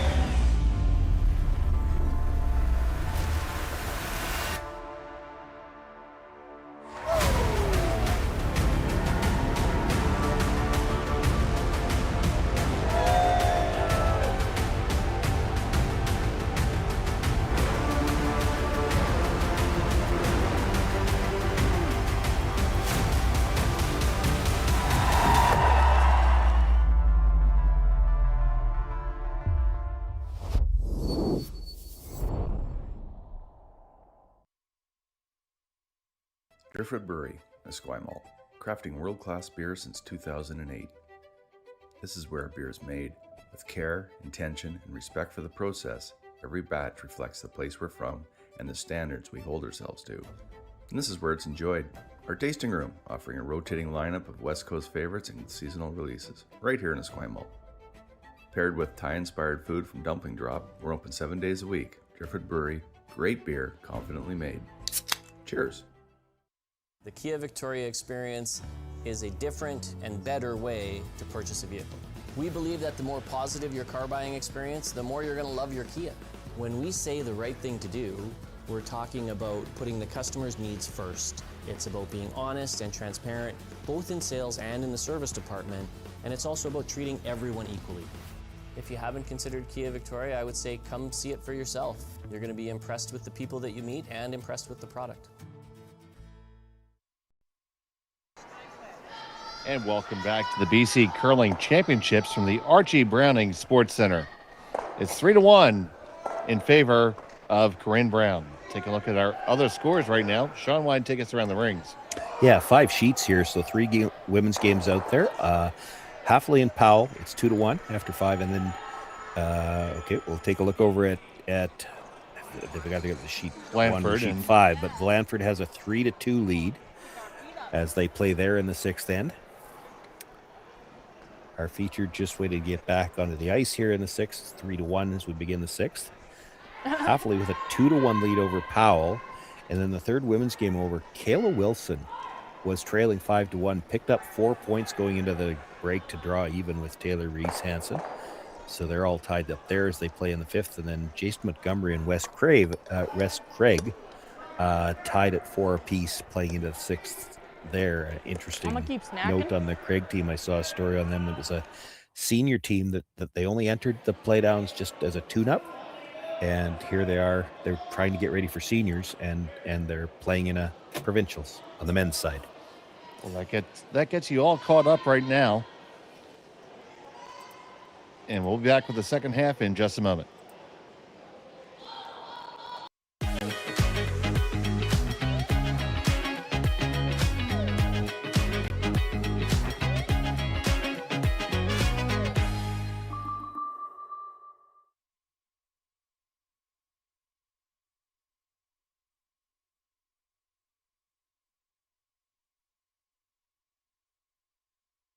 Hey Ben, what's the Aztec Safety online e-learning website again? Yeah, that would be aztecsafety.com. Fire extinguisher and firefighting, we'll send that one to Paul. Ah, now here's a course I should probably take. Conflict resolution. Power line safety. Yeah, I thought it might help me with my line calls. Did you know this Aztec website has over 100 safety courses? Jeez. Aztec Safety online course. Ground disturbance. Could have used that a few seconds ago.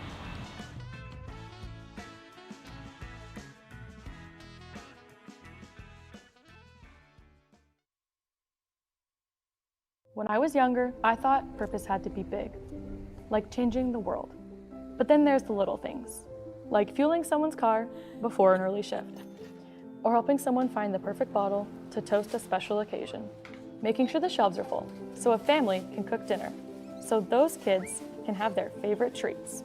Like giving back, like making everyone's day just a bit better. Maybe that's exactly our purpose.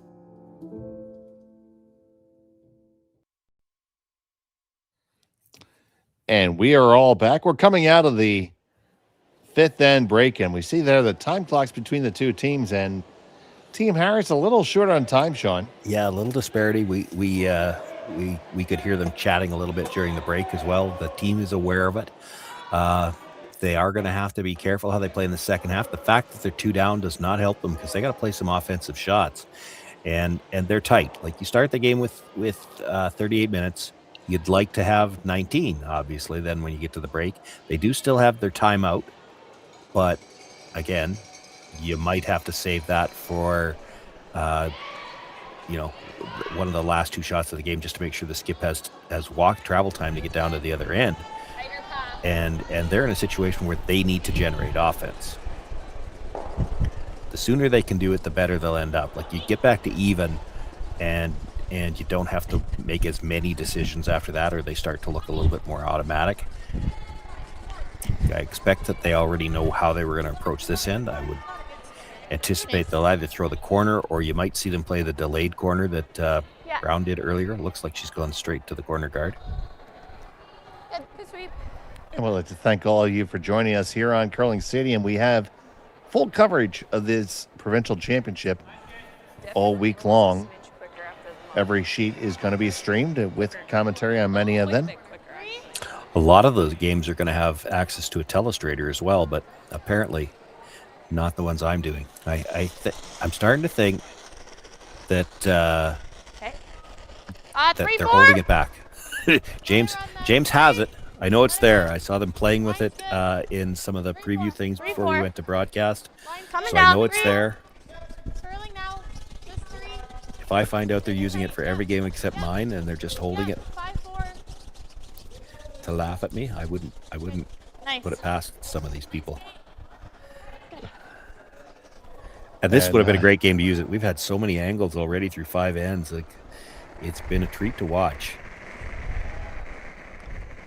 And I'm Dave Schmell, and he is the sage of Saskatoon, the curmudgeonly Sean Joyce. Yeah, sorry. Yeah, you wouldn't call me curmudgeonly before Christmas.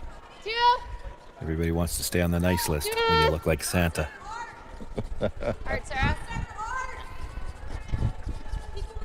Well, speaking of gifts, we've had a lot of gifts from all of our great sponsors of this event, especially our presenting sponsors. Best Western, Bel Air Direct, Driftwood Brewery, Digital Direct, and AMJ Moving. Our platinum sponsors, Kia Victoria and Peninsula Co-op. And our government and community partners, the Greater Victoria Sport Tourism Commission, the Government of BC, Via Sport, and the Township of Esquimalt. Thank you all for supporting curling here in BC, and you can still support curling just a little bit more yourself, because you can go to rafflebox.ca. The jackpot is currently up to $2,800 for tonight's 50-50. Get those tickets at rafflebox.ca. Yeah, certainly want to thank all the sponsors. It's such a it's hard to make any of these events go without the sponsorship. You wouldn't be able to do it. And you know, there's a double side to it too. I personally, it's my opinion, I love the way it's changed the ice surface, because now we've got the logos on the ice, which I think looks so much nicer than there's just more out there. It's got a better look to it. But an unintended consequence of it, and that means some of these sponsors are going to get some extra benefits over the week, because by the time this week's out, you will hear players use those logos out there as landmarks. They'll tell you, put it on the O in the co-op logo, or any one of these. Like, it's become part of the lexicon. They'll talk about the logos as landmarks. It was not an intended consequence, but it's, you know, a little extra bang for the sponsor buck. You got it. It's funny how it's worked out that way. Yeah, I got it. Nothing in here that anybody's going to trip over. I can remember and we've all seen the coffee cups. The coffee cups, where the rocks, you lose track of them. Like, even the standing out on the ice, they just can't see them, and you trip over the rocks because it's lost in the logo. It's fascinating. Good. It happens in the house all the time. Blue and red rocks, we got blue and red rings. You know, there's the possibility of rocks can get lost in the rings sooner or later, but nice double peel there.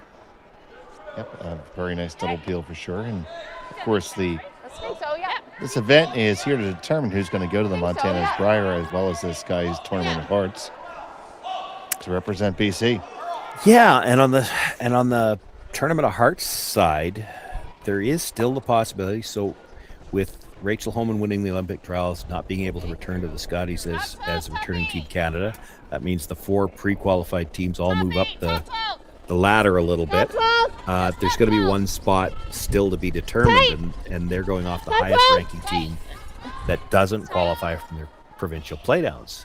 So there is a chance, and it depends what happens in every province, but you know, Taylor Reese-Hansen is one of the teams that's up there in points and could get the points berth if she doesn't happen to win the province, which could mean there could be 2 teams going out of BC.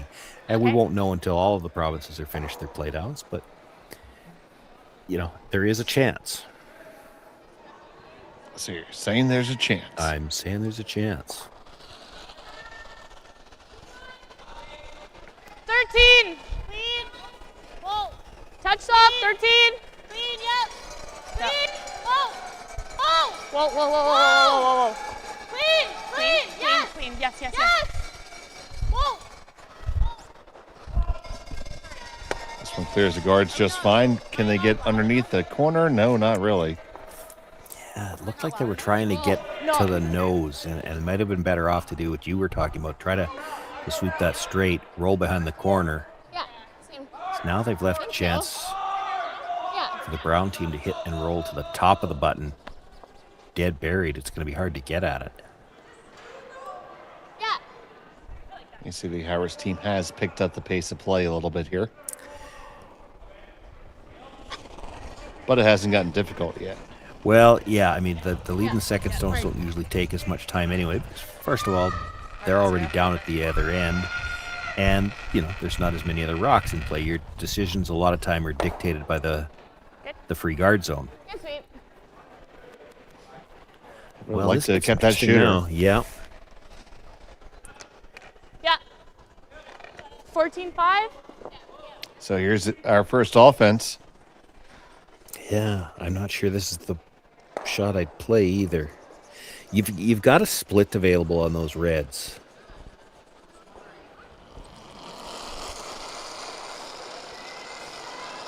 I think if you want to come around here, you want to keep this as high as you can. Felt heavy. You get to the top of the 4 foot, really Brown's going to big. follow it down. Do you need a tap? Yep. Where? Well then. Line's good. Sasha's wrong. Whoa. Yeah, they can't go. This is too deep. 3-6. Okay. Goes to the back 4 and all the way into the back 8.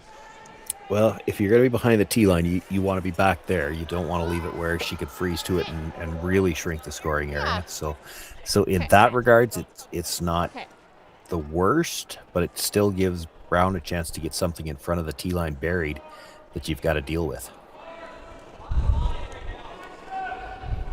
So to use a curling euphemism, you don't hate it, but you're probably not buying a dinner either. Hard line.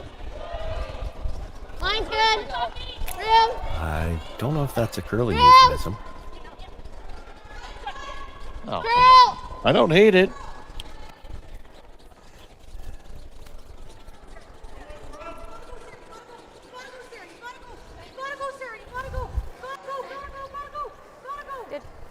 Good drag there. Yeah, that's a really good shot. Erin Pincott's been having a good game, and that she's got a little bit more rotation than anybody else on the sheet, and it has really helped the line on her That draws. was back line weight. You have to give them a lot more opportunity to control their shots. Yeah. Okay, 13. You can get to this maybe with enough weight to move it, but if you're going to pass it by your own at the back, you're going to have to get thin and roll to the corner. Now, that's not necessarily bad. If you could sit 2, it might stop Corryn Brown from trying to come around again. Yes. Yes. So Meredith Cole on the down weight hit. They think it's really down weight. Whoa. Whoa. Oh, Yep. Roll it. trying to shift gears here. I concur. That wasn't a good gear. Yeah, they stopped, and I think maybe she was hoping they were going to rub the high red guard. It might have been better off to stay on that and at least hit it as thin as you can, because they've left it buried. Top 8's good. Yeah, I think because it blocks theirs, right? Yeah. That's a very you needed your steelish shooter. rock. You needed your shooter to roll on that one. Top 8's good, right? Like she'll have this, but that's fine. It still goes into theirs, probably. Yeah.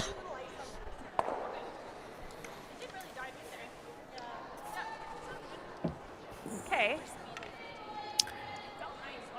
Well, Corryn needs to be a little careful where she puts this. Like that red stone that was just left there, she can see almost all of it.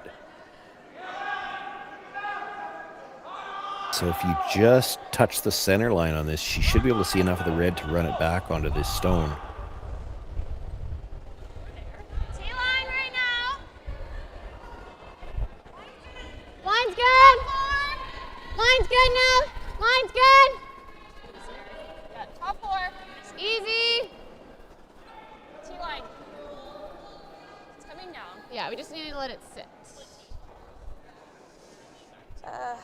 14-3. So they need to sit. That's fine. That's fine. Sits maybe a little bit too far back. Yeah, it's a little deep. Yeah, so if theirs was a 14-3, Now, I so mean, 14-5, yeah. you better make this shot, because if you don't make this one, you might not get a chance to score at all. But even then, you're still likely only scoring one.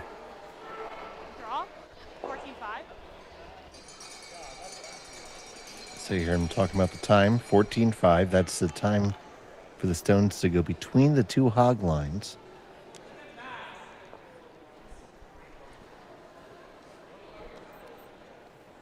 Yeah, and it is very pass sensitive. You've heard them talk about, as they go a little bit wider, talking about 14-1 and saying it will come down. And at that, they've been short on a couple of them. So it really depends on where you throw this. Like if she's a little full and gets into that wider path, it may come down. Curl, you're on the guard. Okay, straight then, straight. Going plan B. They think it's really high. Close, on the red. Go. They might get away with this, Sean. They might get away with it. No.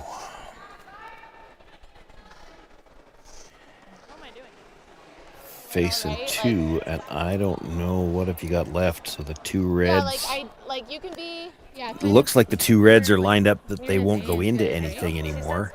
She might have the long red, or the red that's just out front of the house.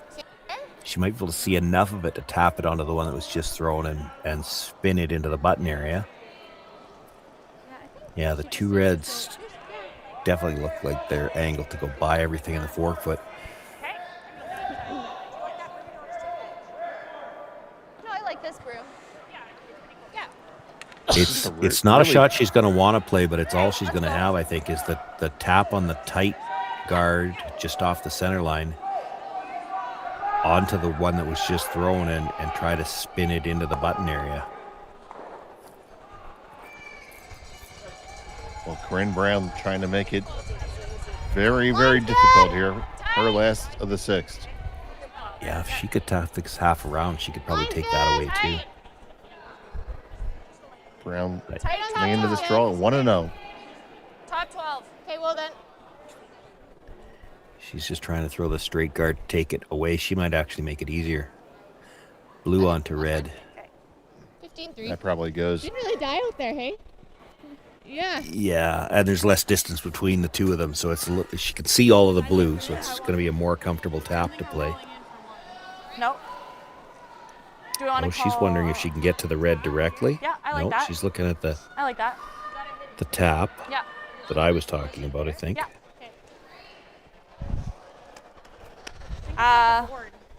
Yeah. Mind if I hold it back here? I mean, this is still there. To me, the blue onto the red looks easier now. I like it. You got it. Because you could see all of the blue as well, and it's going into the side of that other blue. There's never any danger, I don't think, that you're killing the red. Like that's the problem. That's the danger with this one. You drive red onto red, and if you overcurl the first one, catch the second one a little bit thin, you could drive it right through the button and still give up two. Probably a scenario where you get really unlucky and give up three. She's not throwing enough weight for that. The raised stone is staying in the forefoot somewhere. So facing two, final stone the sixth. Yeah. Okay. Whoa. Mara Harris has to dig her way out of this one. Curl. This has got to curl a ton. Curl. It's trying. On its way up. Tap it up. Will you get enough of it there? No, you won't. It's going to be a steal of two for Brown. And she will take a 4-stone lead going into the seventh. We'll be back from the BC Championships after this on Curling Stadium. Hey, Mark, you ready for this game tonight? Yeah, I'm excited, man. Cupsy, what are you doing over there? Don't worry, boys. Was just on AztecSafety.com, took a fire extinguisher safety course. Paul, I'm putting out the fires from now on. Woo!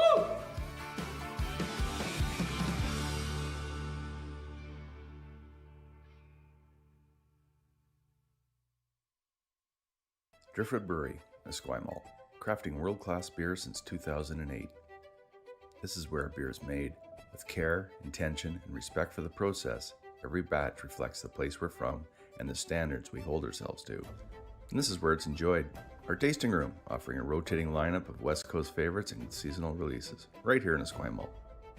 Paired with Thai-inspired food from Dumpling Drop, we're open 7 days a week. Driftwood Brewery, great beer, confidently made. Cheers.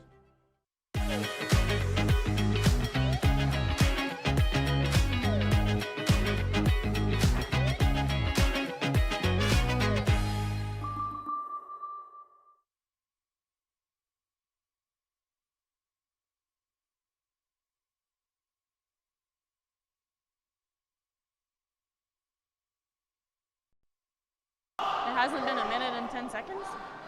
To the BC Curling Championships from the Archie Browning Sports Center in Esquimalt, BC. Dave Schmelin, Sean Joyce here with you on this evening. Thank you so much for joining us on Curling Stadium. It was another 2 stolen points for Brown. And Team Harris has a 4-stone deficit to make up, and we heard them in the break, Sean, saying that they're going to push them all in here.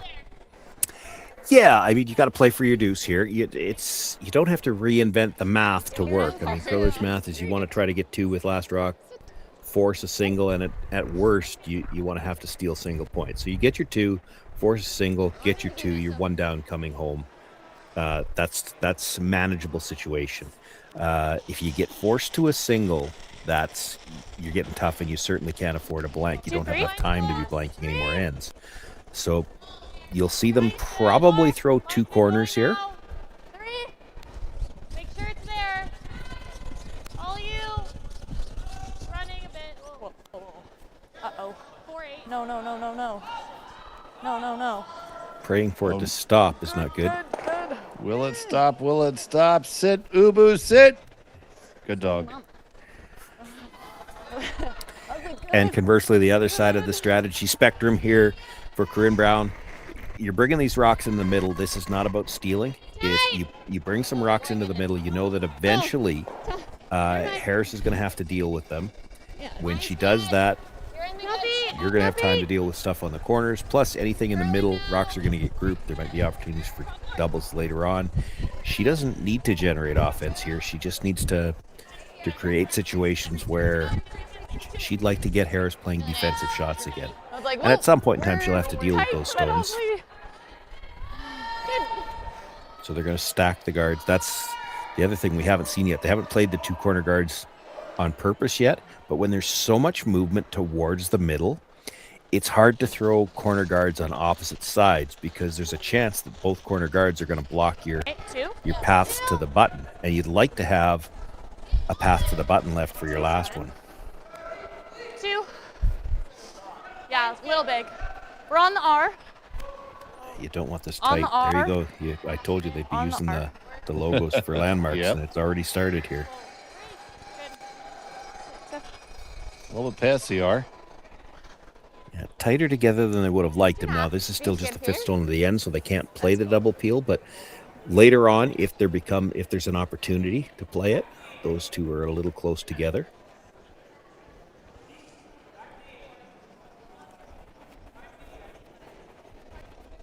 Brown's got 2 good ones in the middle now, so she'll try to guard them. Yeah, we're on. We're to it. Yeah. They don't mind being in the rings. You don't want to miss with a long guard here. Top 4 right now. Top 4. And everybody in BC, you have just about 7.5 minutes to get your 50-50 in for today. You definitely want to line these up, though, if you're here. You'd hate to leave a triple. That's fine. That's probably good.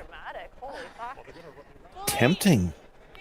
I think really tempting to hit that one right on the nose with just quiet weight. The 2 that are stacked and stay in front of the other 2.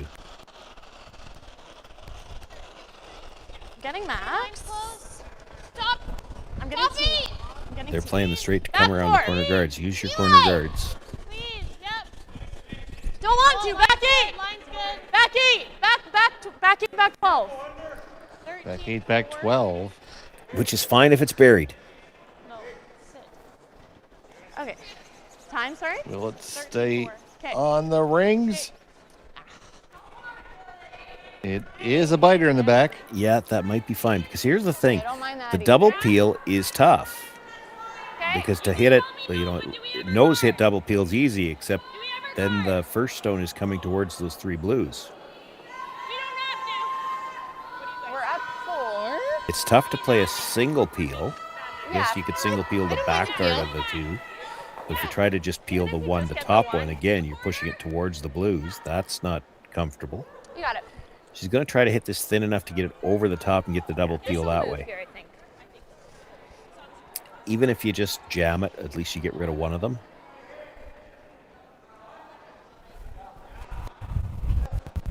So Sasha Wilson. Yeah. Stay close. Yeah. Or Sarah Colton. Hard. I'm just going to try to cover that up again, but thank you, buddy. Appreciate that.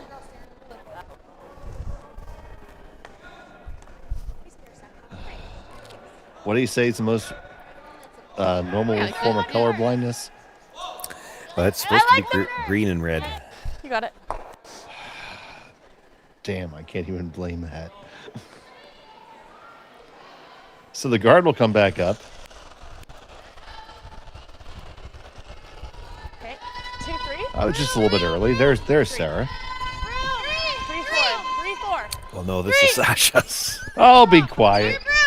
Sasha. You're rough. Sasha's. Oh, my goodness. Pass your broom. Looks all there. 5-4. With friends like you, Shawnee. Good. Hitting and rolling in front.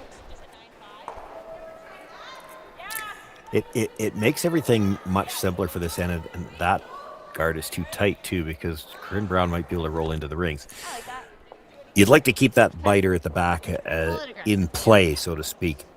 Eventually, your play right now, to me, still looks like the nose hit on that one blue. Stay in front of the other 2, then let her hit the one at the back corner. But if she's sitting 4, she might not ever have to make a play on that back corner. That's why this guard might be a little too tight. She might be able to roll into the rings, get full 12-foot off this. That might not stop. Will it stop? Sorry, I thought I took No. a hair at the end. I was like, I don't know what's happening. Yeah. Okay, I think I'm making a play on the blues. She's going to play the freeze. I don't mind hitting 14-5 the still? 1. I don't mind the freeze either. You got to make it.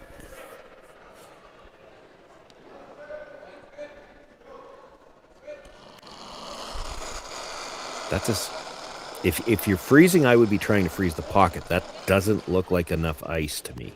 Okay, tight line, yep. Yep. This'll curl, yep. Yep. Whoa. Whoa. Looks heavy. Curl. Hard. Whoa. Yeah, she was playing the dead freeze on the one that you could have nose hit that and still ended up frozen.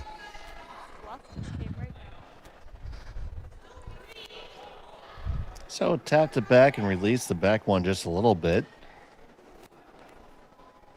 Yeah, but there's still a jam there. I think you're guarding. Yeah. Yeah. Yeah. Okay. Corryn will ask Let's go. Just let her know. Aaron to guard this up.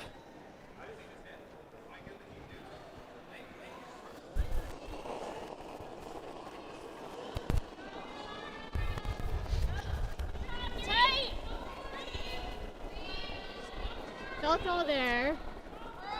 Top 12. Line's good. Top 12. Full 12.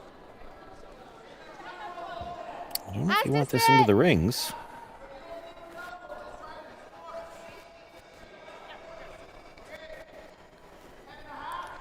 That's fine. Does that angle hurt you at all?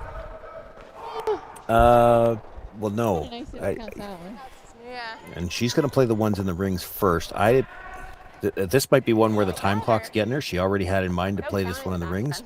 I'm not so sure there's not a nose hit triple there. And with a nose hit, that means your 3 reds are staying in the rings. And you dealt with a couple of the blues right away. Now, she can make a double this way, I think. Not throwing a ton of weight, though. Clean, yep. Yep. one's going to be awfully tight to the center. Just gets past it.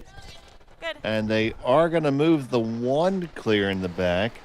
They lie second and third right now. Yeah, that's probably the best they could do it. with that call.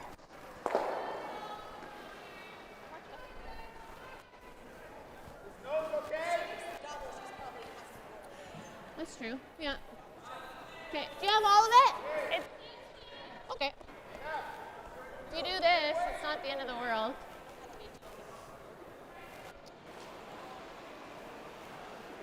Yeah, the nose hit they would sit to, but probably leaves a double and maybe a triple, although for the triple I think you'd lose your shooter.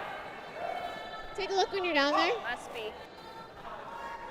What she definitely doesn't want to do, in my opinion anyway, you don't want to roll just a foot. Like, you'd hate to roll just to where the broom is, because then you're probably leaving an in-off double on the shot stone that would be a piece under cover. 10.5. Either roll all the way over into the 8-foot or stay right on the nose. And that's, you need to make a firm decision, because if you don't make a firm decision, that's usually when you end up getting the right in the middle of those two options, and that's the spot where you don't want to be.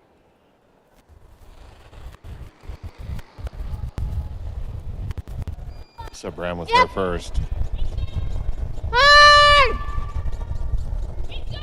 Hard! Close! Working hard on the line. Curl! I'm trying to walk it over a little bit more. Roll it. Will they get far enough over? 10-2. I think I'd want to see the overhead. Is it behind? I think it's behind the shot stone enough that you couldn't play the enough double. Looks really, really Are we ever close. tapping this? Yeah, I like that. Okay. 10? Still play this, I guess, because even if you, I mean, it might be there on the next one.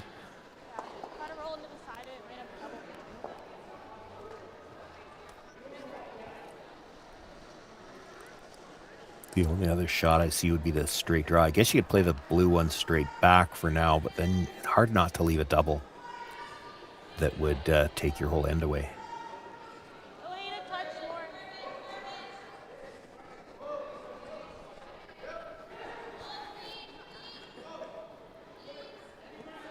So first stone for Harris.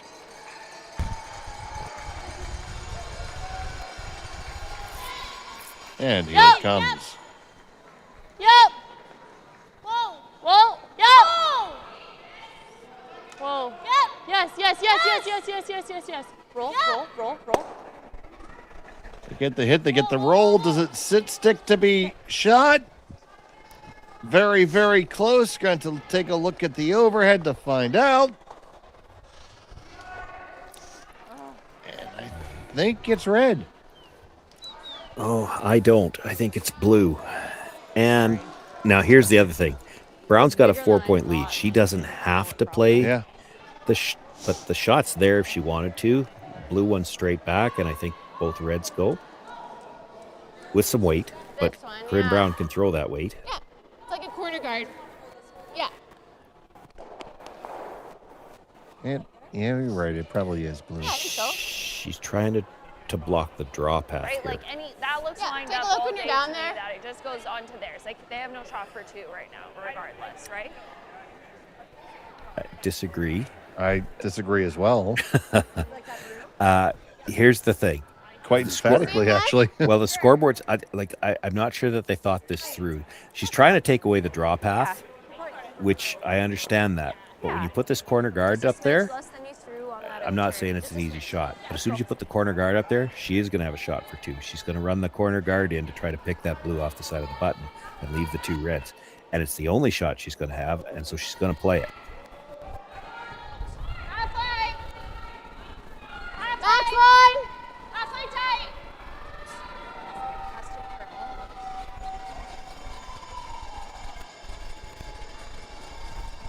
So Brown looking to lay up the guard here. Really gotta go.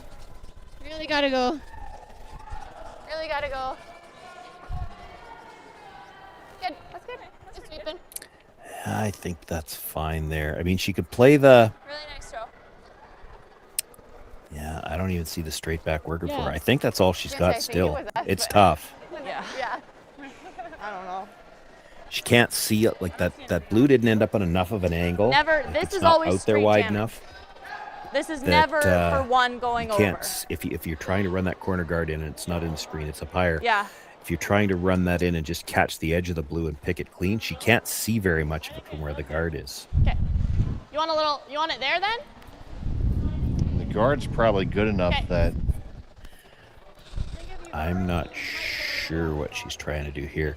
Blue across the face of the red with weight. So you jam the first red, and then you're doubling the blue and the red off the button in the back forefoot, I guess. But boy, if you ever hit this blue one on the nose, it's probably handshakes. She's probably trying to hit about half on the center line side, maybe 2/3. Half is close. You want to catch that red thin, but you got to catch it with some weight because you got to jam the blue stone out off the red at the back. Final stone the 7th. Blue onto the red, onto the blue. It's going to be a steal of 1 for Brown. One. Oh, my life flashed before And my eyes. It's a 5-point lead for them as we In my head, I was get I ready was to head hoping it to would go end number that 8. way, even though it was never. We'll be back in just a moment. We're down 5.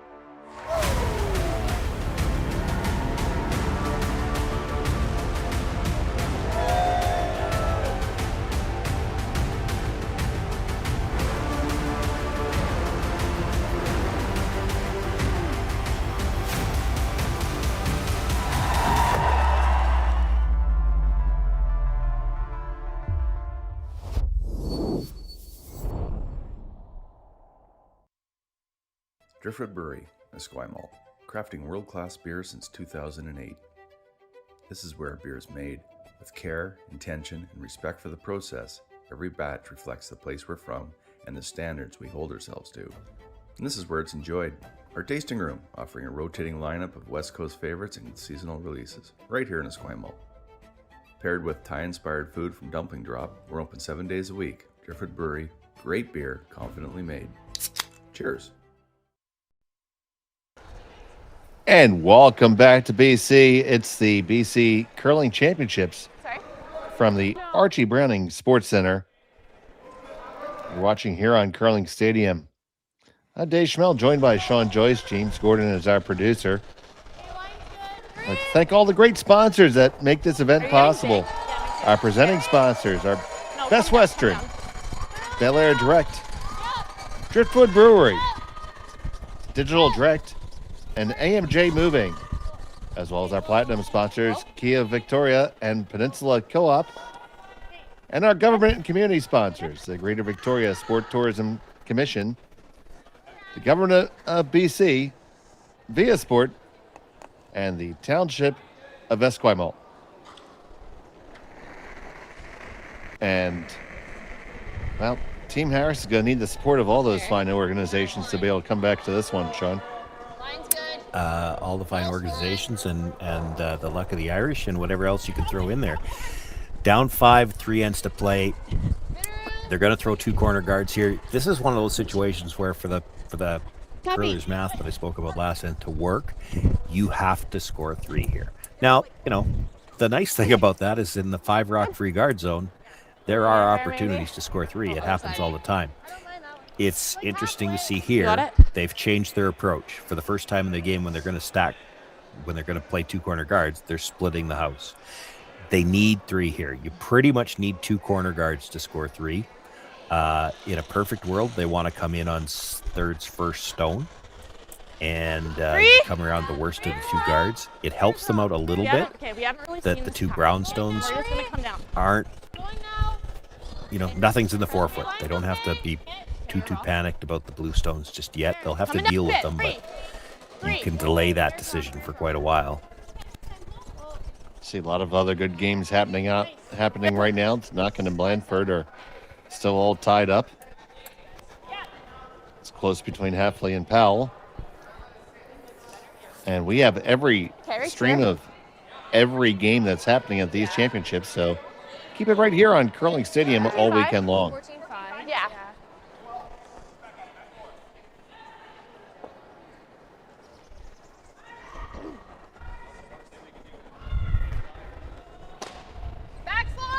Down. First call is back 4. Top 4. Yeah. Top 4. Top 4. Top 8. Okay. She just got that going. Yeah. Okay. Didn't get the line they were looking for there, and it's just creating extra shrapnel, which actually helps Harris. Now she's going to try to come around the tighter of the two corner guards for now. Those 3 blue stones in the rings, though, can all, we've seen how much curler is, they could all be used as guards, so she's in no hurry to deal with those. Where? Top 12, top 8! Yep. Top 12, top 8! It's close, actually. Yep. Where? Hard line. Top 8! Line's good. Yeah. Line's good. Top 8, top 4. Curl, let me in. Curl, you got a good one. Go. Hard, Mare. Hard. Nice, sorry. We're good. 5-1. Get that 3/4 under. Yeah, it's pretty good. They would have liked it deeper. I mean, it's one where you could be in the back 12. You just don't want this double to be made. Now, it's tough. And if it is made, she's probably hitting close enough to the nose that she's going to leave another rock out there for you.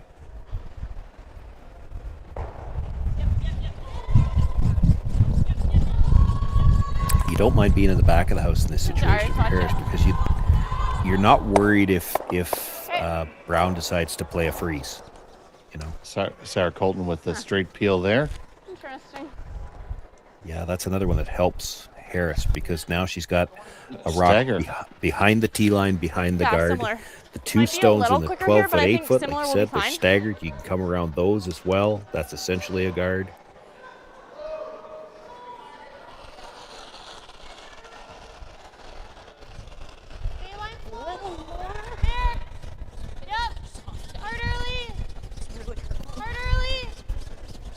You get this one buried, and then Brown's got a decision to make. Like, the stone on the other side's wide open, but if you hit the wide open one, she comes around the guard again, and 3's in play here.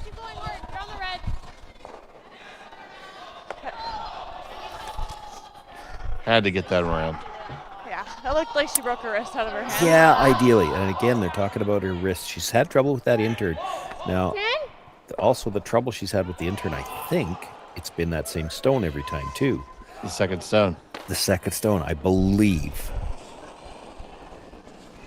And that's another thing. You will see that from time to time that the teams will find one stone that maybe curls a little bit more than the others, and that's an important skill to be able to identify those stones because you can use them. You can use them to your advantage if you know they're there. The better teams, you'll hear them when they get experienced at it and get to do that a lot. You'll hear them talk about. You'll hear them ask, which stone do you have? Because if they know they've got one that curls a little more, they'll just adjust the broom for it. It's 14-7, perfect. And use it as a weapon. I'm not saying that's what's happening here. We don't know that for sure. It was her intern all 3 times that it's happened, so it could just be the way she's releasing it. But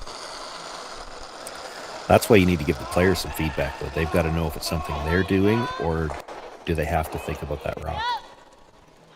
Line's good. Sasha's rock, yep. Hard line! Line's good. Yep, line's good. Line's good. Hard. Hard! This has to go for weight more than anything else right now. Hard, keep going, hard. Keep going. Go. Nice. Not too bad. Yeah, no, that's fine. Not critical to be shot rock at this point in the end. It's just more important to leave them where they can't get them out. Do you like splitting the rings? You could rip the double. Yeah. We're up 5. I don't mind the double if it's there. Yeah. The double's there and they're close enough together. There's a chance he gets the third one. Let's go. I think you do too, right? I mean, something might jam. That'd be the only bad thing here is if you hit this just wrong and you jam the red and then it jams those 2 blues at the back. But hard to do that, I think. So Pincott looking to clean it up some here. Only gets the top one. Yeah. So much for the triple. 3 feet more. Touch more line. Wider line. Still like 3 feet more. Yeah, you've got to make a decision here. Like, come around deeper. Yeah, but here's the thing: in order to make the double on the blues, like right now, you'd have to hit the first one a little bit on the high side to get the second one thin enough to go under the red that's already there. You don't want to put this red in the path that you can't make that double. So if you're coming around and coming deeper, you almost need to be to the back ones. And it almost looks like they're just not taking enough time to think about these things. You need to be able to make that double in the middle at some point in time. I'd be taking this back. Probably a byproduct of the fact that time is not their friend. And that's where I would have wanted that stone. Like, that's a great shot where it ended up, and they actually could have swept it to hold it straight for the line for the top one a little bit better. Brown draws something into that area. It's kind of going to be in the way where Top 4, top button. if the double's there, the triple might be there. I think so. Speed's nice here. I got a 14.2. That was back 12. So I think it's up to speed. Like Yeah. 15, yeah. The key here for Harris is she's got Brown throwing a draw. Like, you're down 5. If she's not hitting something, like, yes, she could make this and you could be in more trouble, but if she's not hitting, you've done your job so far. Scoreboard says you don't get to play any more easy shots. You're going to have to play hard shots and make them, but you need her to leave you something.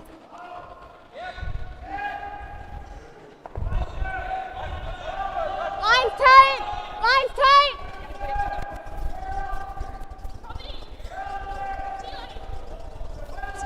Hard line. Hard line. Hard line. Hard line. Okay, you're bouncing it here. Just bounce for shot. Okay. Good. That's good. So the first from Brown just play, wicks off that one that had been thrown. So well, and it might have left kind of the angle for the triple. So you get the double on the first 2. This doesn't look like what she's playing. Like, you'd want to hit it ever so slightly on the other side. I'd be playing the other turn, and the top one should come to the top of that blue stone, drive it out between the 2 reds, and then hopefully spin up. But you're looking at close to a nose hit to do that, and I don't think I'd be playing it with the out turn. You could. You know what would make that really easy to demonstrate? Yeah. I was promised a telestrator. And I think I'm the only one that's not going to get to use it this week. I haven't gotten to use it either.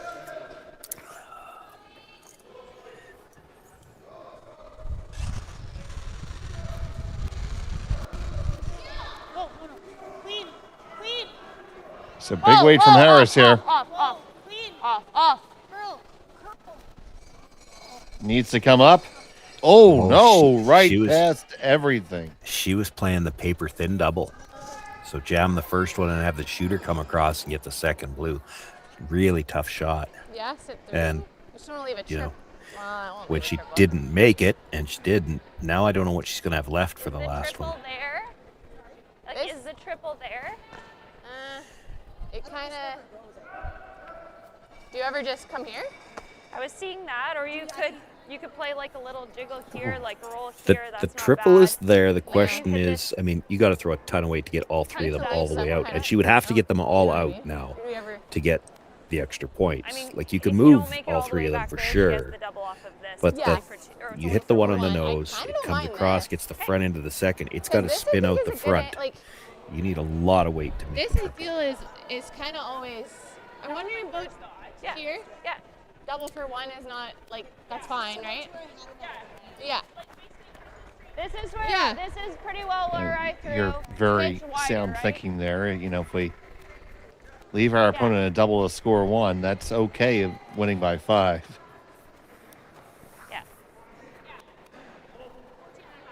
Yeah, there's not really a bad choice here. They talked about tapping just to change the angle on its first two. You could do that too. You could rub this going by, would do the same thing. The only thing that I could see, again, it's if she could throw hard enough to make the triple. If you stop short here and you end up just behind the other blue and it's all lined up to still go, you know, it's still going to be there. Now, the same problem still exists. It's getting that first one out where you have to hit it to make the triple. Like, she's going to need to come out with some big speed. Line's good. This is out far enough. That shouldn't be a problem. She shouldn't need really this curling now. where there'd be a shot to get them all. Okay, bite the 8 if you can. Final stone in the end for Brown. You could ever bite the 8. Very sweet. Really good sweet. Good. I think it's still there, Shawnee. Yeah, it might be. Because go ahead. That'll actually help it because she'll have to hit a little bit on the center line side. Oh, she's going to try to get it the other way. That's going to be tough. So she's looking at trying to hit the pocket, Do you think the catch four the off so the essentially 8? the third blue stone, the one that's right behind the other two, Right catch on it very 5. thin. So now the first stone Yeah, she let's hits, it's going to come into the side of the blue. I don't see it going by the red then, though. Yeah. I don't see how the blue stone behind those two that are paired up gets enough energy to leave. Well, she's still going to have to throw a rocket to do it. So you for touch sure. it thin, it can go. I was looking, you hit this on the center line side a bit. Now you try to catch the one that she just threw thin. So you touch it, touch the blue in the 8-foot, and now because you'll pick up big spin going into that fourth one, the spin will actually help it go out the front. There's still a lot has to go right to touch them all, but it might be there. So, Mahra Harris with a Hail Mary here. Final stone of the 8th. Yep. Needs to fire off the quad. And gets them all moving, but unfortunately 3 of them are going to stay. Okay. Yeah, this was never going to clear that red, and too many of them stuck around. It'll be a steal of 3. The final score will be a 9-1 victory for Corryn Brown. And Team Harris just never really put anything together. No, they had some struggles from the early part. They managed to force a couple of singles, but they weren't able to get anything going themselves. Sasha Wilson had some issues with her intern. That'll be something that they'll want to talk about between games and solve whether that was something she was doing or something with the rocks, because they can't have that continue going forward. And that's going to wrap up our coverage for tonight. Right now, I want to thank you all for joining us. Tomorrow morning, our coverage picks up at 9 o'clock Pacific with fixed streams of all the different games. And then our feature games with commentary start at 2 o'clock Pacific and 7 o'clock Pacific. Be sure to tune in then. But for right now, I'm Dave Schmel, and for Sean Joyce and James Gordon, thank you so much for joining us here on Curling Stadium. Good day.